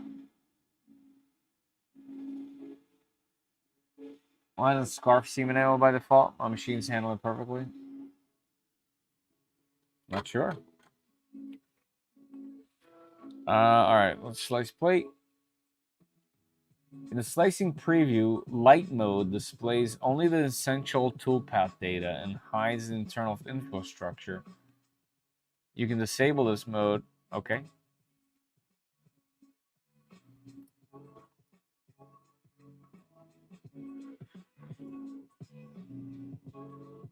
Welcome to the fun side.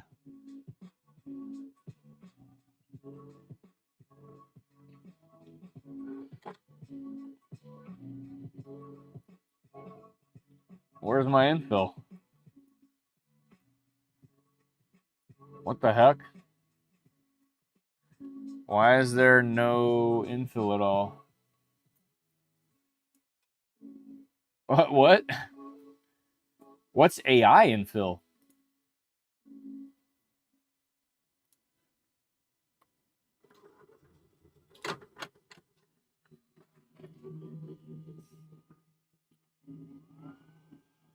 All right, we're off to the races.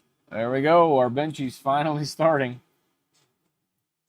Wait, what's going on here? Is this just it just saying? Did it just give me a thing that told me it's gonna not show light mode? Remove.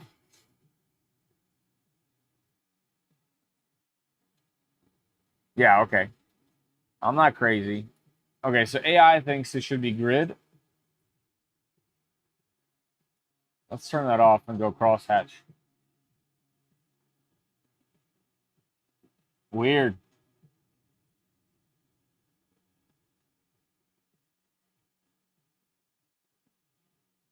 Hey, Mac, how you doing?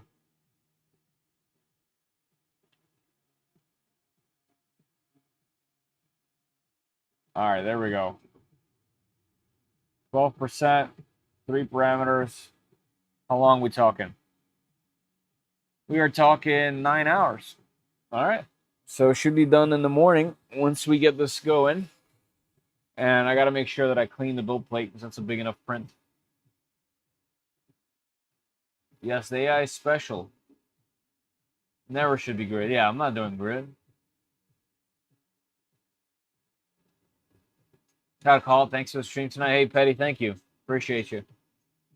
Thank you for being here. I kind of hate Creality print. There's things I like, things I don't like, for sure. Philadelphia is beating Dallas. Nice. Okay.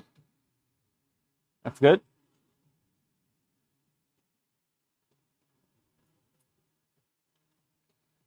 Benchy's looking clean so far.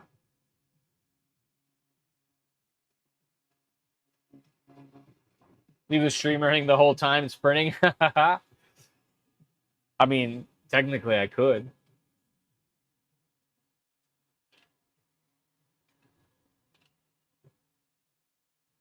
Technically, what I could do is I can start a stream on Discord and just leave that up.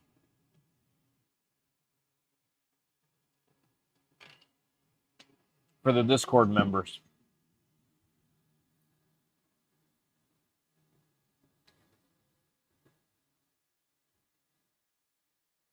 I wonder why Creality chose to put in a 21-minute benchy. There was a time where everyone's trying to go as fast as humanly possible, faster and faster and faster. And I feel like they dialed it back now. They're like, all right, let's show them how fast we can go. Now it's kind of like, hey, let's show the best quality as fast as we can. We can all check in for you.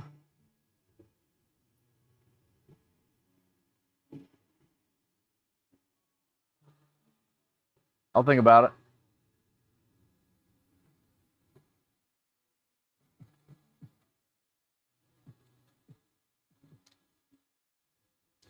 That filament is very pretty.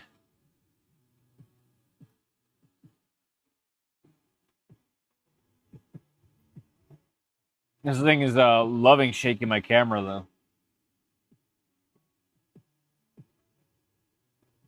Should I root all my Creality printers? Yes.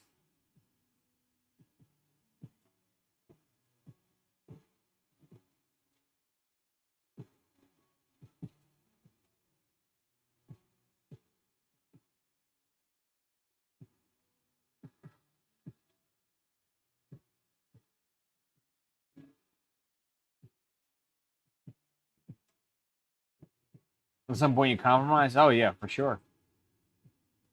I mean, the printer right behind this thing, the FL S1 Pro, can do one in what, 7 minutes or something?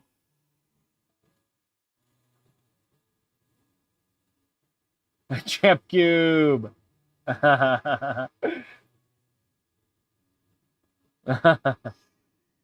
Bringing it back.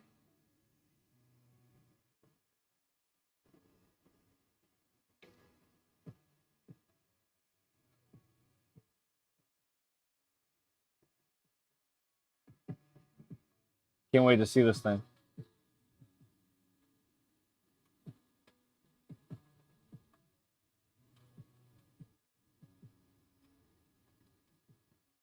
My desk is going crazy. What's this from? You guys know where this came from? You just saw my table. Is this from the Prusa? It might be.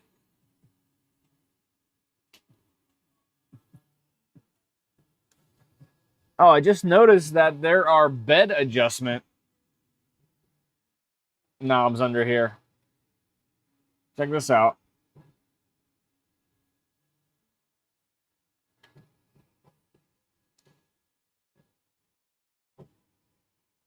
You see that? Quite literally knobs.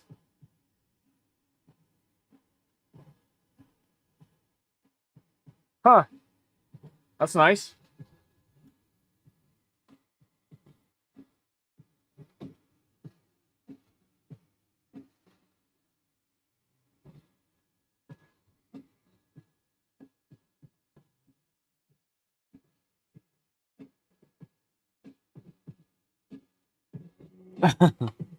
Lego hands.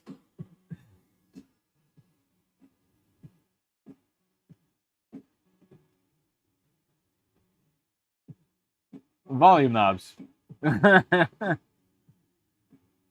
Oh, did you do a bed mesh? Yes. Nope. I did a bed mesh and calibration for flow and uh, pressure advance.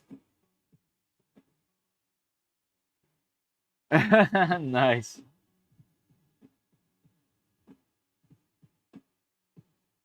Oh, I knew that's what it was.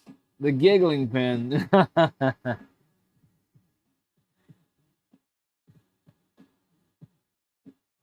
What was your range? Let's check it out.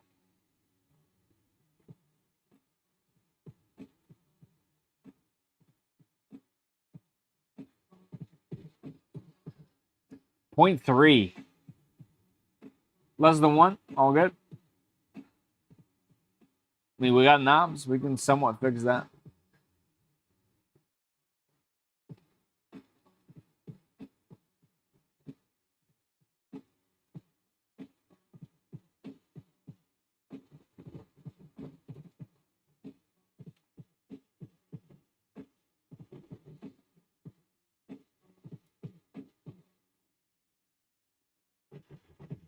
My feet on the K2 Plus don't turn.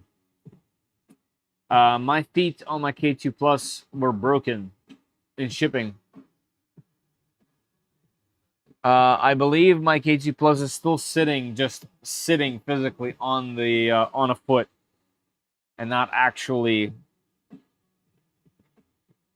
It's not actually installed.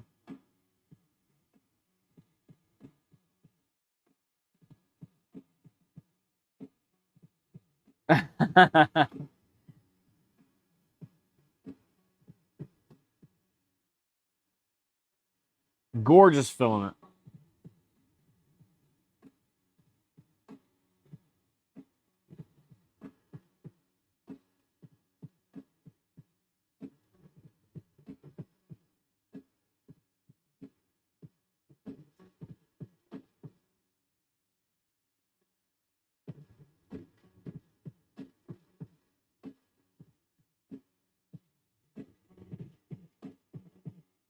Feder, do you know when you're gonna stream the K1 Max upgrades?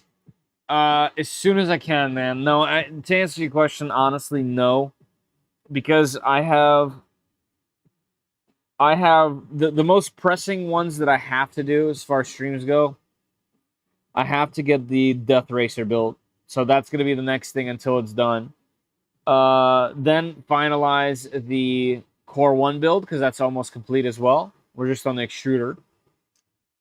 And then once those two are done, I already committed to the Sunlu. Well, the Sunlu and the IBOS comparison doesn't have to be a live stream. So, yeah, immediately after those two things, I can probably start to do the tuning of the K1 Max. FedEx or UPS? FedEx was my nickname for a while.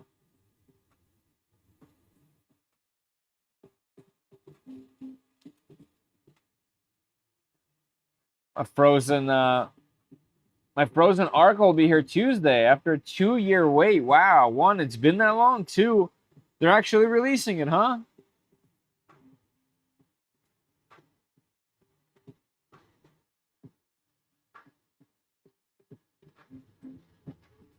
They definitely never replied to me.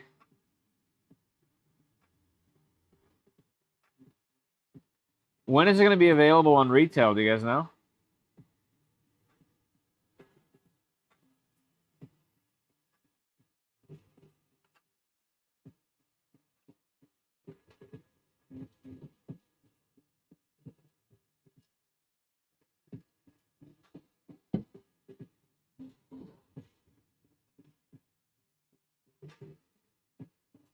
Forgot to order it.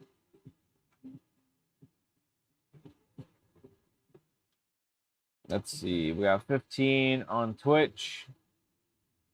We got still just the 2 on Kick.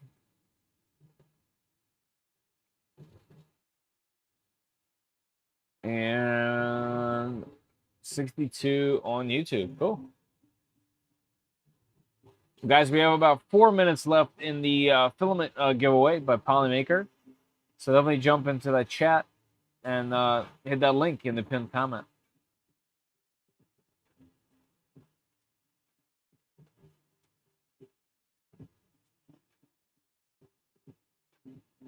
Hey, Timur.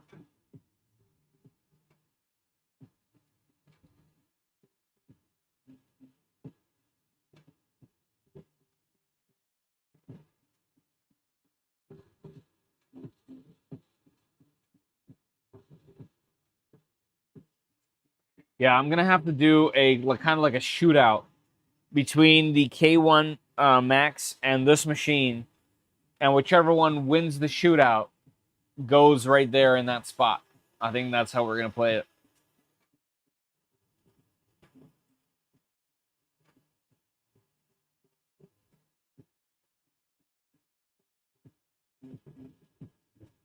Hey, Da Vinci, what's going on?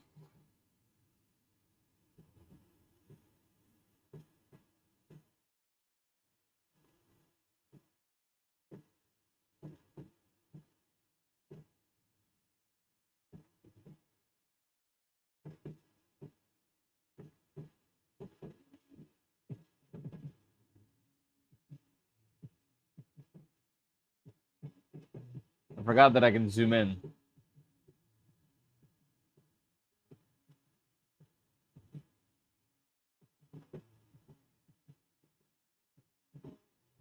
So do you know if the Ender 5 will see a CFS upgrade? I don't know. But I do know one thing, is if I can't get the Magneto X running, I'm going to need a larger printer, a 400 by 400 minimum. I had a project that I pretty much missed printing because that machine isn't working. which is a total bummer.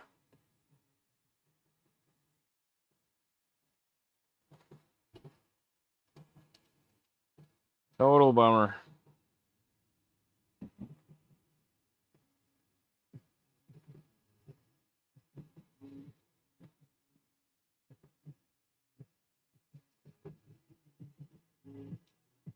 The SVOX, the SV08 Max should have been sent to you. JP, that's one of two that hasn't worked with me. SV08, Soval, and well, for a while it was Anycubic. Now Anycubic is cool. Elegoo and Soval. But I need something larger. Oh, I have, believe me. I've talked to FISEC about it. They already committed to the maximum amount of units that they could send out. So I messaged them like I guess a few weeks too late.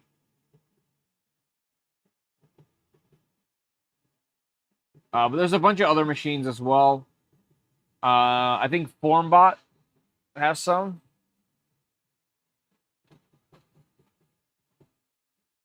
Whoops. FormBot 3D, right? Oh, I dropped that little clip. Let me find it because I think that's from the Prusa.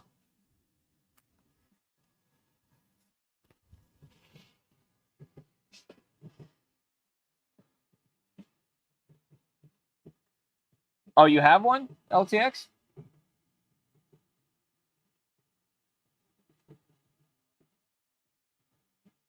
All right. They have... I mean, this thing is crazy as well. They have the iQuex. It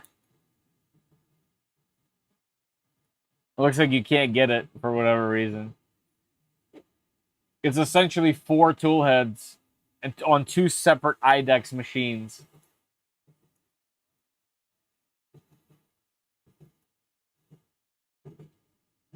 What size is this?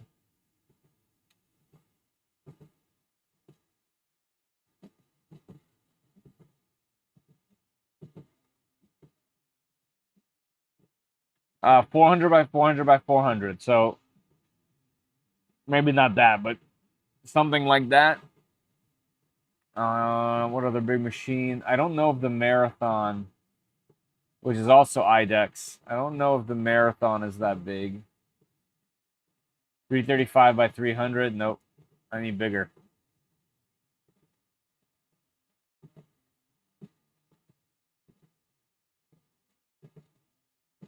And definitely no bed slingers. Yeah, I mean, I did I message them about this? I don't know. I think I did.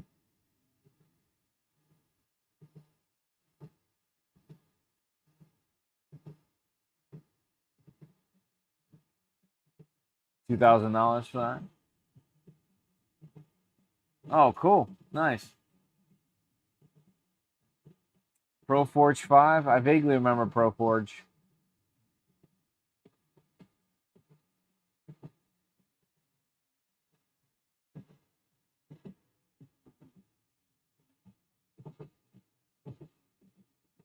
Oh yeah, they didn't reply to me as well. I messaged them on several occasions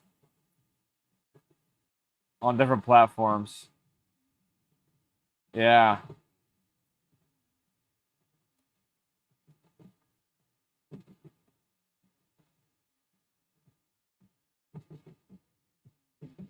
The kit is $1,700. Semi-assembled, $2,000. Semi-assembled, what's the Ultra? Oh, this has got the whole shebang, huh?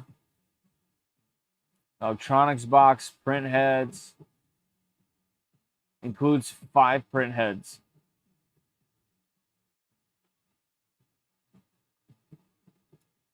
How about a 5 print head ProForge? Enclosed, $3,000. Dry box, Yeah, probably worth just doing the whole thing. What a beast.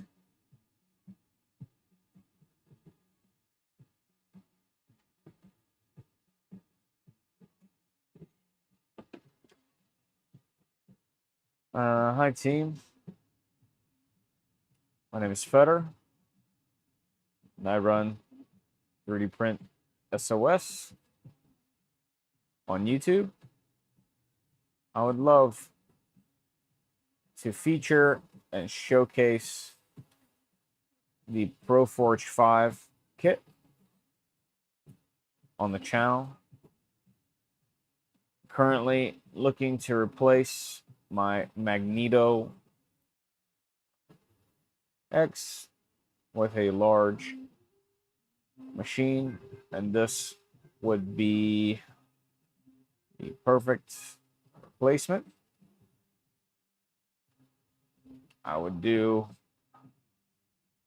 a build series live, shorts throughout the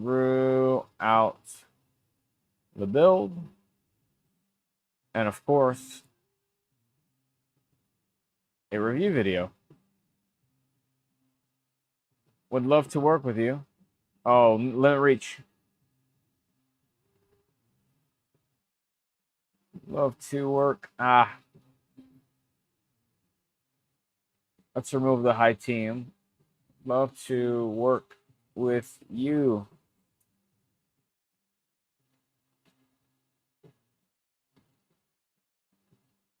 I don't have enough space to write that. Let's see where I can get rid of something. Here we go. 2 spaces back right here. All right. Let's see if we can send them a message on their website before we get started. Better Sauceman, better at 3dprintsos.com.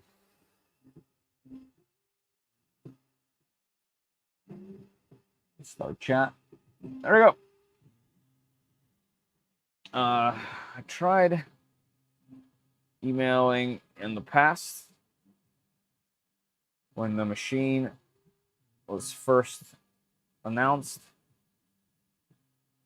but didn't hear back. My email is Feder at 3dprintsos.com. There you go. That's how I do it. We'll see if they reply or not.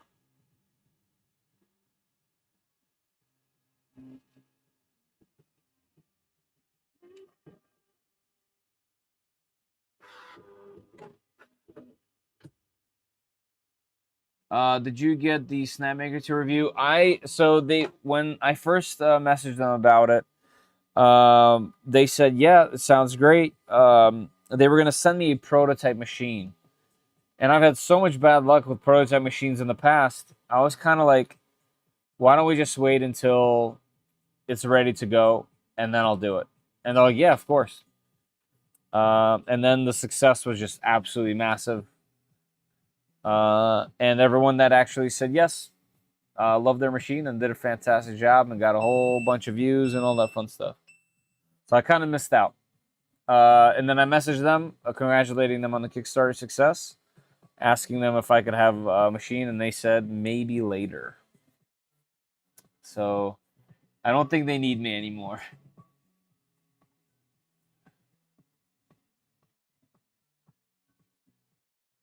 So that was definitely on me. All right, let's check out our bench sheet.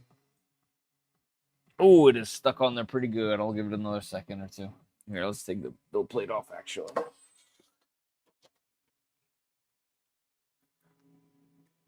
Peel all this stuff off while we wait.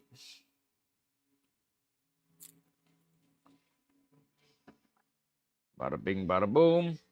Oh, is our giveaway over? Giveaway ended 7 minutes ago, and I didn't even notice. Let me fix the camera.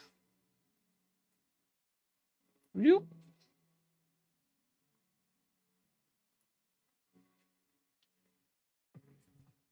Feder, if you want, I can have them send you my U1 to review once it ships. Oh, you don't have to do that.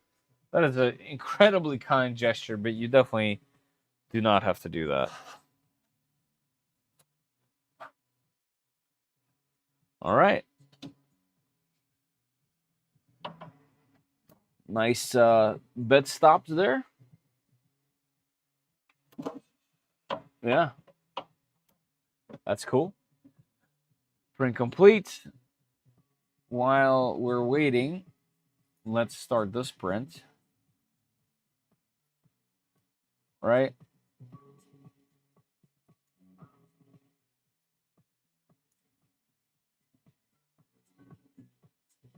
Where is it?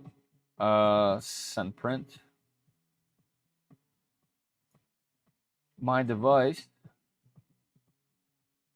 All right, I didn't give this thing. I didn't add this. I didn't add this machine. How do I need to exit this? I need to go here. Add printer.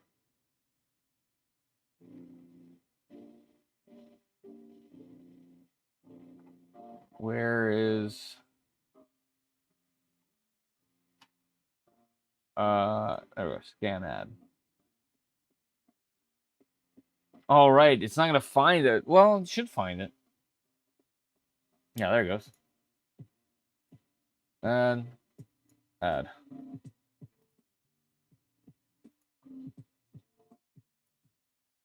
Are we there now? Yes. Okay. What do I click here? I click details. Nope. This is the K2 Plus.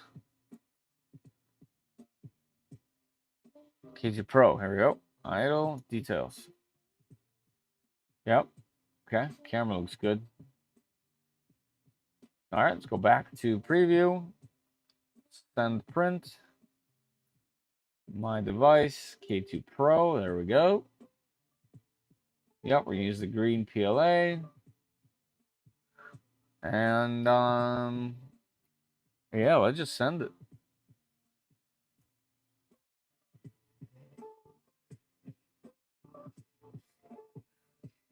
I don't have a cool channel. I figured it'd be good for the rest of us to see a proper review from our Lord and Savior Feder. No, I appreciate that, man. But I would feel too bad for doing that. No, man. You take the machine and you enjoy it, man.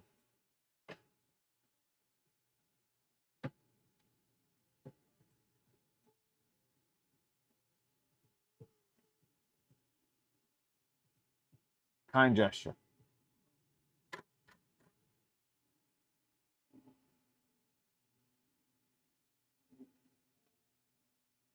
Okay, yeah. Can confirm the bed home's at the bottom.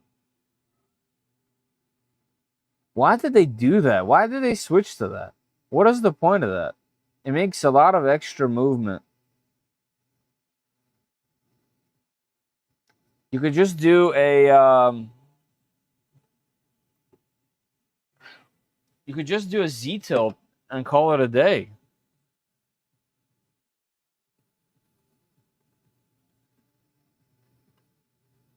So this machine has a lot in common with the K2 Plus. A lot.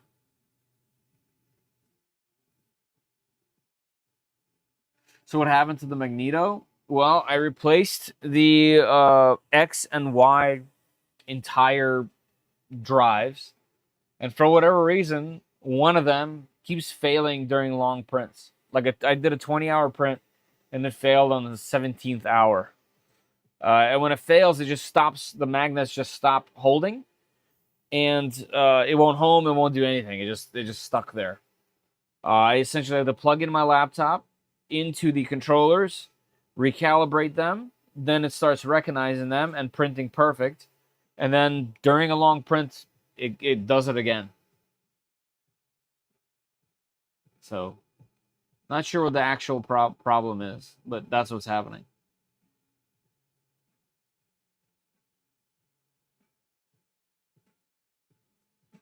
Oh, by the way, we have a benchy to look at.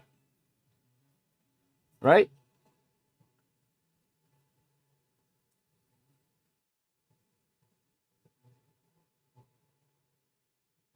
You guys see this? No hull line. No no matting. No issues with cooling. Let's see the back. Can you guys read that? No, you can't read it.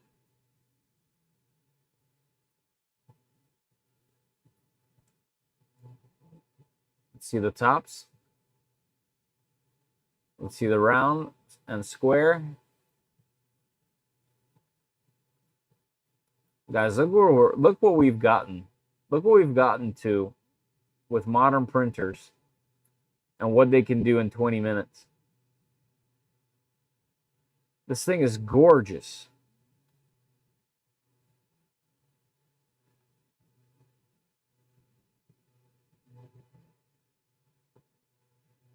JP, that's what I was looking at. That's what I was just talking about. Look at what's happened.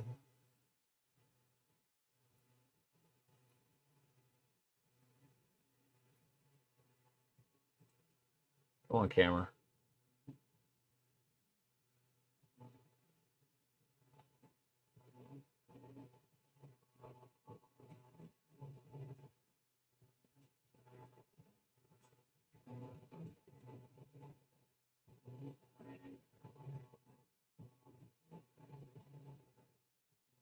Look at the cooling.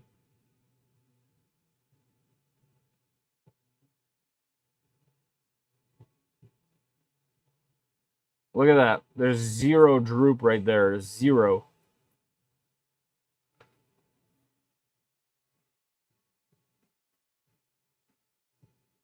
I mean, that's not even stringing. That's like,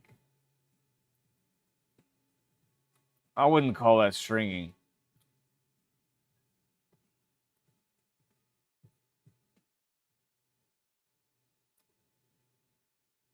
Also, ghosting or no? Nothing. Like, nothing.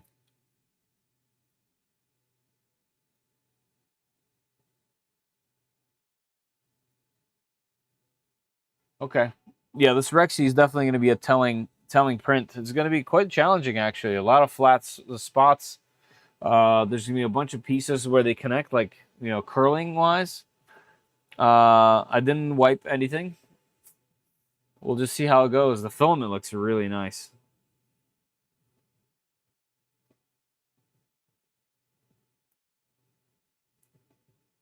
Yeah, 3 days to get that type of print. Yeah, mine too. All right, guys. While we wait for this thing to start, let's do our giveaway. Here, I'll just close this. Should we save it? Yeah, sure.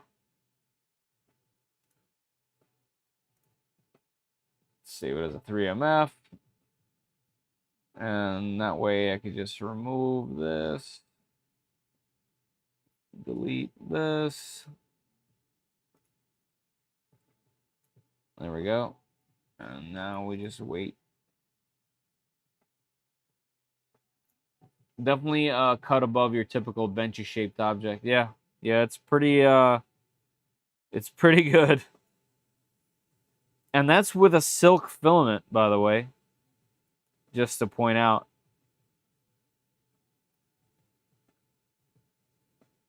Huh. It's very good looking. What's the machine doing? Just heating the bed?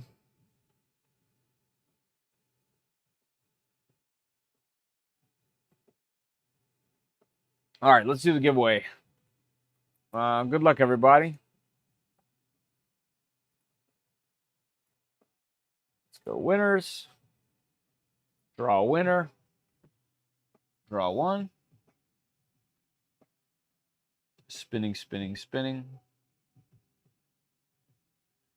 Announce winners in widget with avatar. Congratulations to entry level number 6. An early one. Glenn H. Glenn H. Congratulations.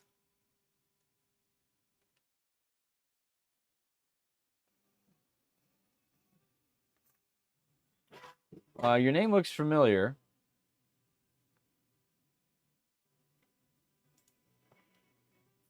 You won yourself a spool on the 11th of August. This is your second win. Heck yeah. All right, Glenn. Are you in here? There he is. Hey. Second win, second win. All right, Glenn, you already know what to do in that case. Very sus. Yeah, congratulations. You already know what to do. Shoot me an email with today's date saying that you won, and I'll get back to you. If not tomorrow, then the day after. I still got to get back to Lamra, too. That's pretty good luck. Out of how many? 62 people? You won twice? Only one viewer on Kick? Yeah, you're the only viewer. We got 16 on Twitch. Is there, are there raids on Kick?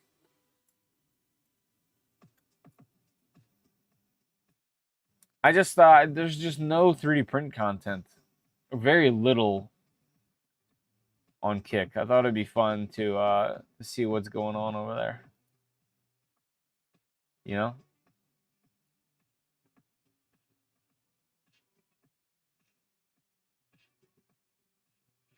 Hey, Mike V. Have a good night. Thank you.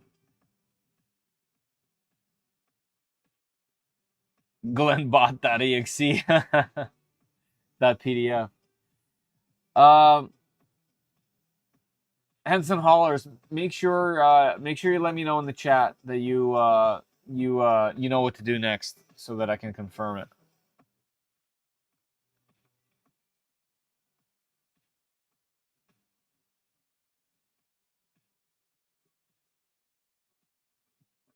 About that, I didn't believe this at first, but it's true. Sometimes, at some point, they actually turn off the notifications for your channels that you're subscribed to. You have to go into the thing. There's like a personalized one now, where it will continuously decide on what it shows you, even though you want it to show you that. In order to get around that, is you have to hit all on the bell. So no matter what, it will show every single time.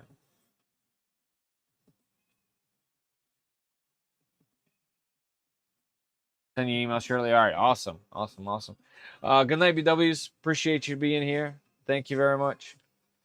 I'm just going to let this thing start, and then I'm going to call it as well.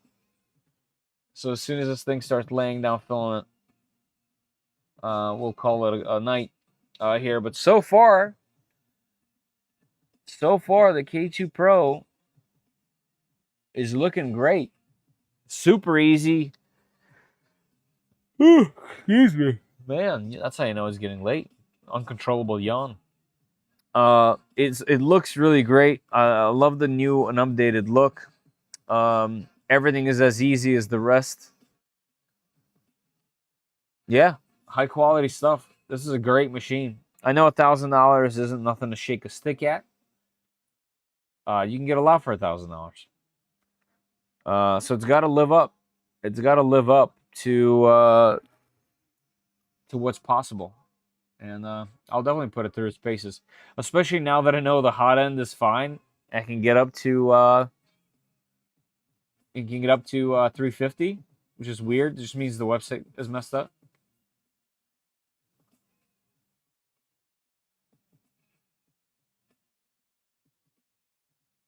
Or maybe they don't recommend printing that hot on this machine, you know?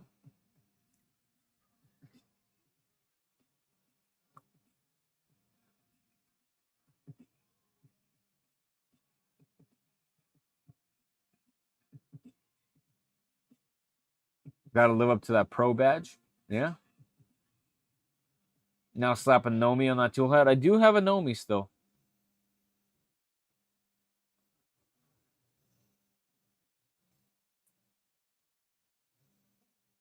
$10,000 packs of top ramen. Nice.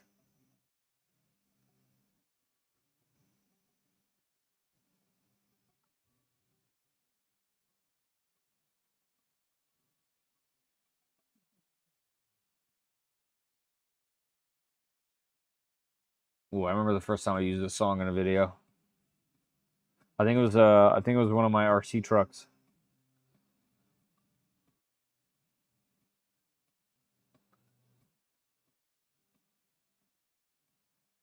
Oh, you know what? While we wait a little bit longer,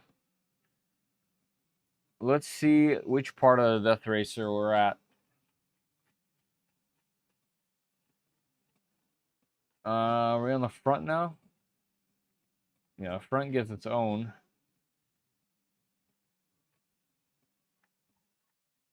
The bludgeon gets its own. Rear frame is what we're doing next. Rear frame.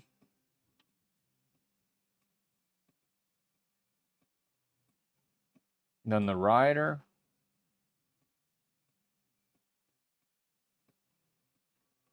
Yeah, the rider's gonna be crazy.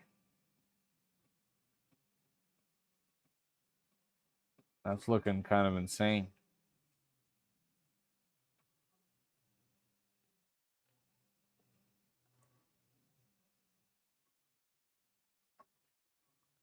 Oh, I was supposed to put the treads on her already, huh? I think my treads are gonna be last.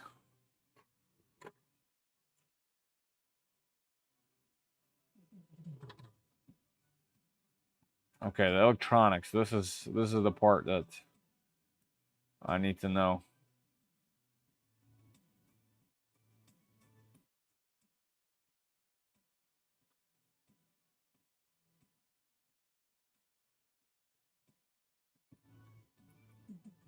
Okay.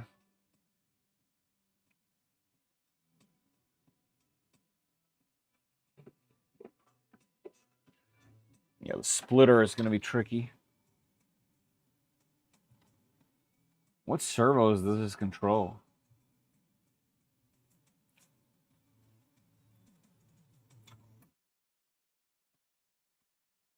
Two-way splitters can be used if a three-way is not available. Just plug one splitter into the other. What are we even splitting? Oh. Interesting. How does that work? I don't know. I guess we'll find out.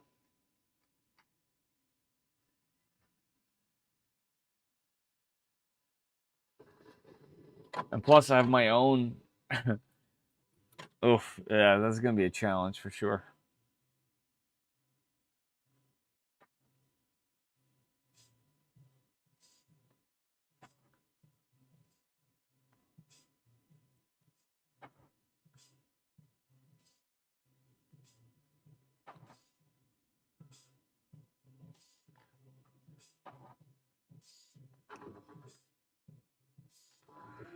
I wonder if I should have this thing drive in tank drive.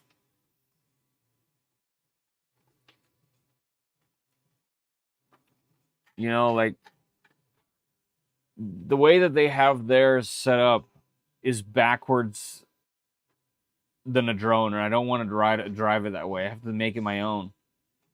I want the left stick, at the minimum, left stick going forward and backward, right stick turning left and right.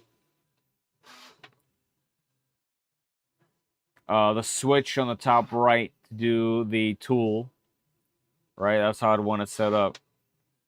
Or I could go tank drive and just have each stick control the forward momentum on the tread. So the left motor is controlled with the left stick, the right motor is controlled with the right stick. And if I push them forward, it goes forward, push them back, it goes backwards. So to go forwards, you push them both together. And then if you want to turn, you literally push them into the other directions, or you go more one than the other.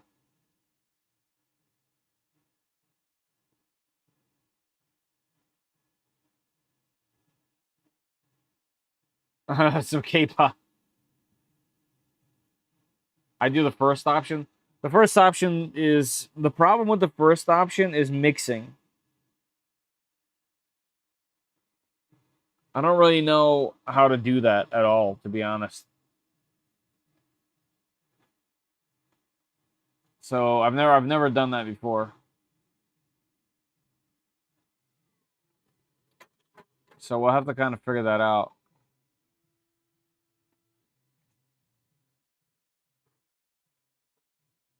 Menu display, the up and down buttons on the right. Controller setup menu.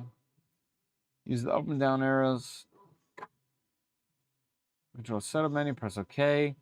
Once the setup menu, press OK. Reverse setting. Invert channel 1 by pressing the down button. Okay.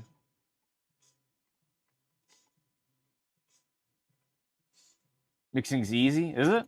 I don't know. I've never done it.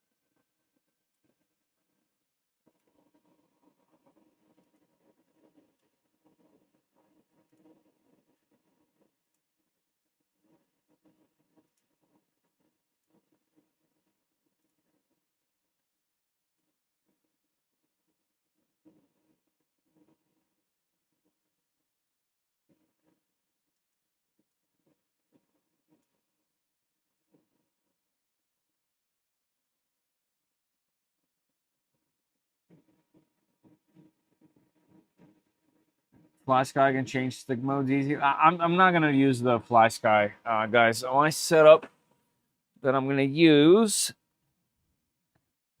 is this. Let's see if this is easily accessible. It is. It's right here.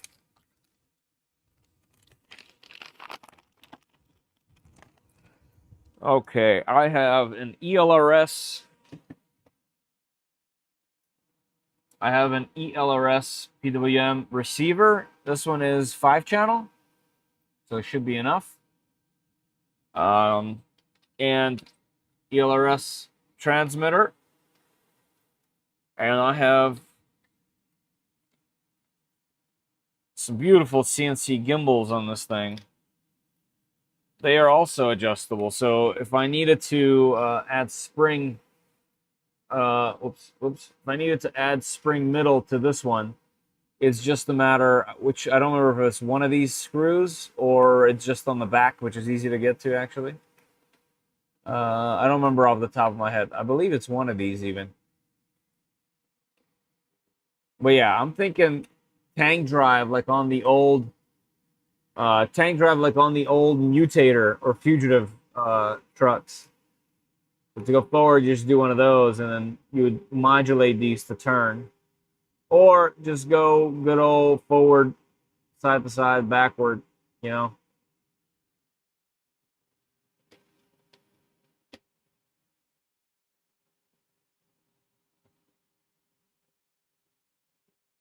Did you ever find your airplane? No, just the wing.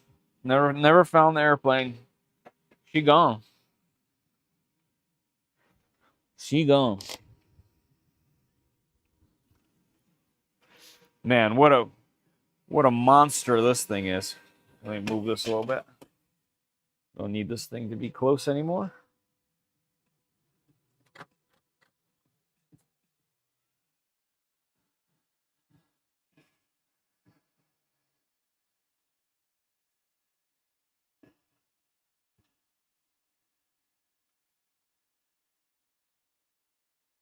That PPS is looking like something else. There is zero flex or movement in this thing. This thing is either going to be destruction or destroyed. I can't tell. We're just going to have to wait and find out.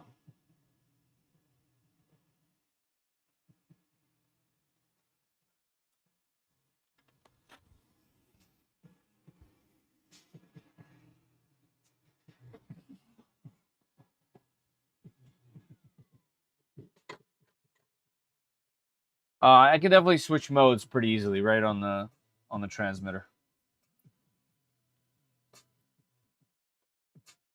No, full PPS CF. It's definitely a pretty penny.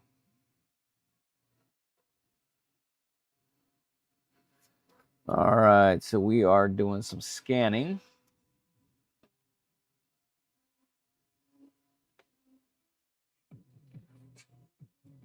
How many percent? I should have wrote the percent higher. 355% scale. I should have wrote her in the name. Do I have it open still? No, I closed it. All right, I saved the file. Oh, well.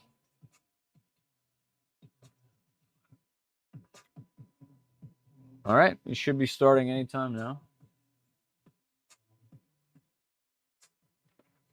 But yeah, you guys will see a bunch of that. Like I said, next few streams are going to have to be the Death Racer.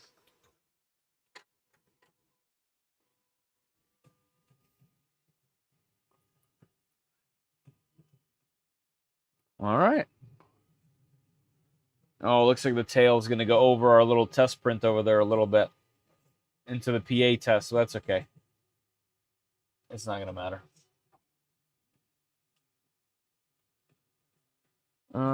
Let's go up this way with it.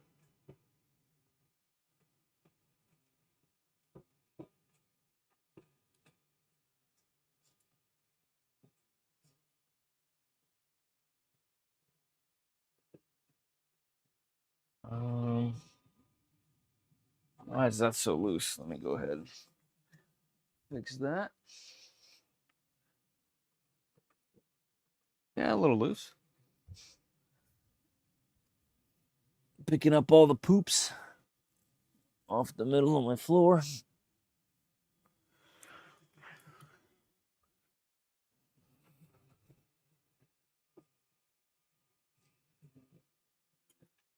Beautiful filament. All right. That is looking perfect. Guys, what I'll do is 9 a.m. Am I going to leave by then? I'll probably do a short of this in the morning.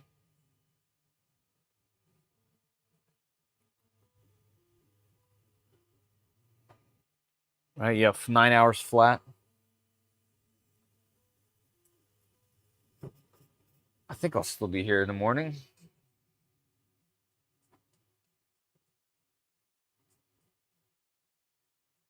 So I'll let you guys know how this thing does. Okay. All right, this thing's off to the races. It's looking good. I'm pretty excited to test this machine. Let me know if you guys want something specific on this thing. That's for sure. Otherwise, hey, thank you guys for joining me. As always, like I mentioned, I'm going to be on Creality's live stream on Sunday night. I'll be sure to post on YouTube and in the Discord so that everyone can join. Other than that, thank you, Polymaker, for letting me give away a bunch of filament every time. So I appreciate that. Thank you guys for joining on all platforms. Canada Straight holding down Kick for me. Appreciate that. First stream on Kick. Yeah. Thank you to the anonymous second Kick viewer. We got 10 folks left in here. Is there anyone? No, there isn't. All right, let's raid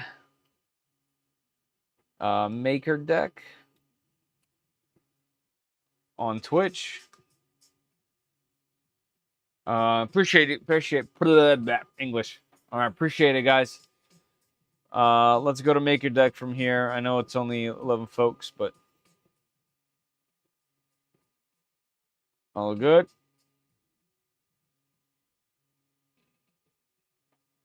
Oh, party of 8. 3 people left during the raid. I need to set that up. I need to set up a thing that tells me when there's a raid, just like they did.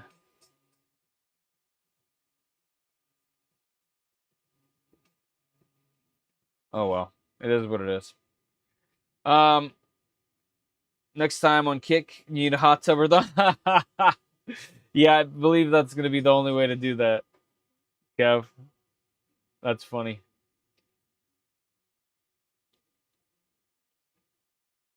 Have a great night. All right, everybody. I'll talk to you guys later. Hopefully sooner than later.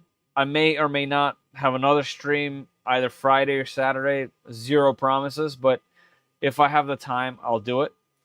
Yeah. All right. Thank you, everybody. Thanks for checking out this machine. Let me know if you guys have any questions about the K2 Pro. Thank you to Creality for obviously sending me the stuff and giving me the opportunity to test it. I appreciate that as always. All right, everybody. I'll catch you all some other time. Check out my videos, 3dprintsos.com. All right. And always, please use my links. They help. All right. See you later, everybody.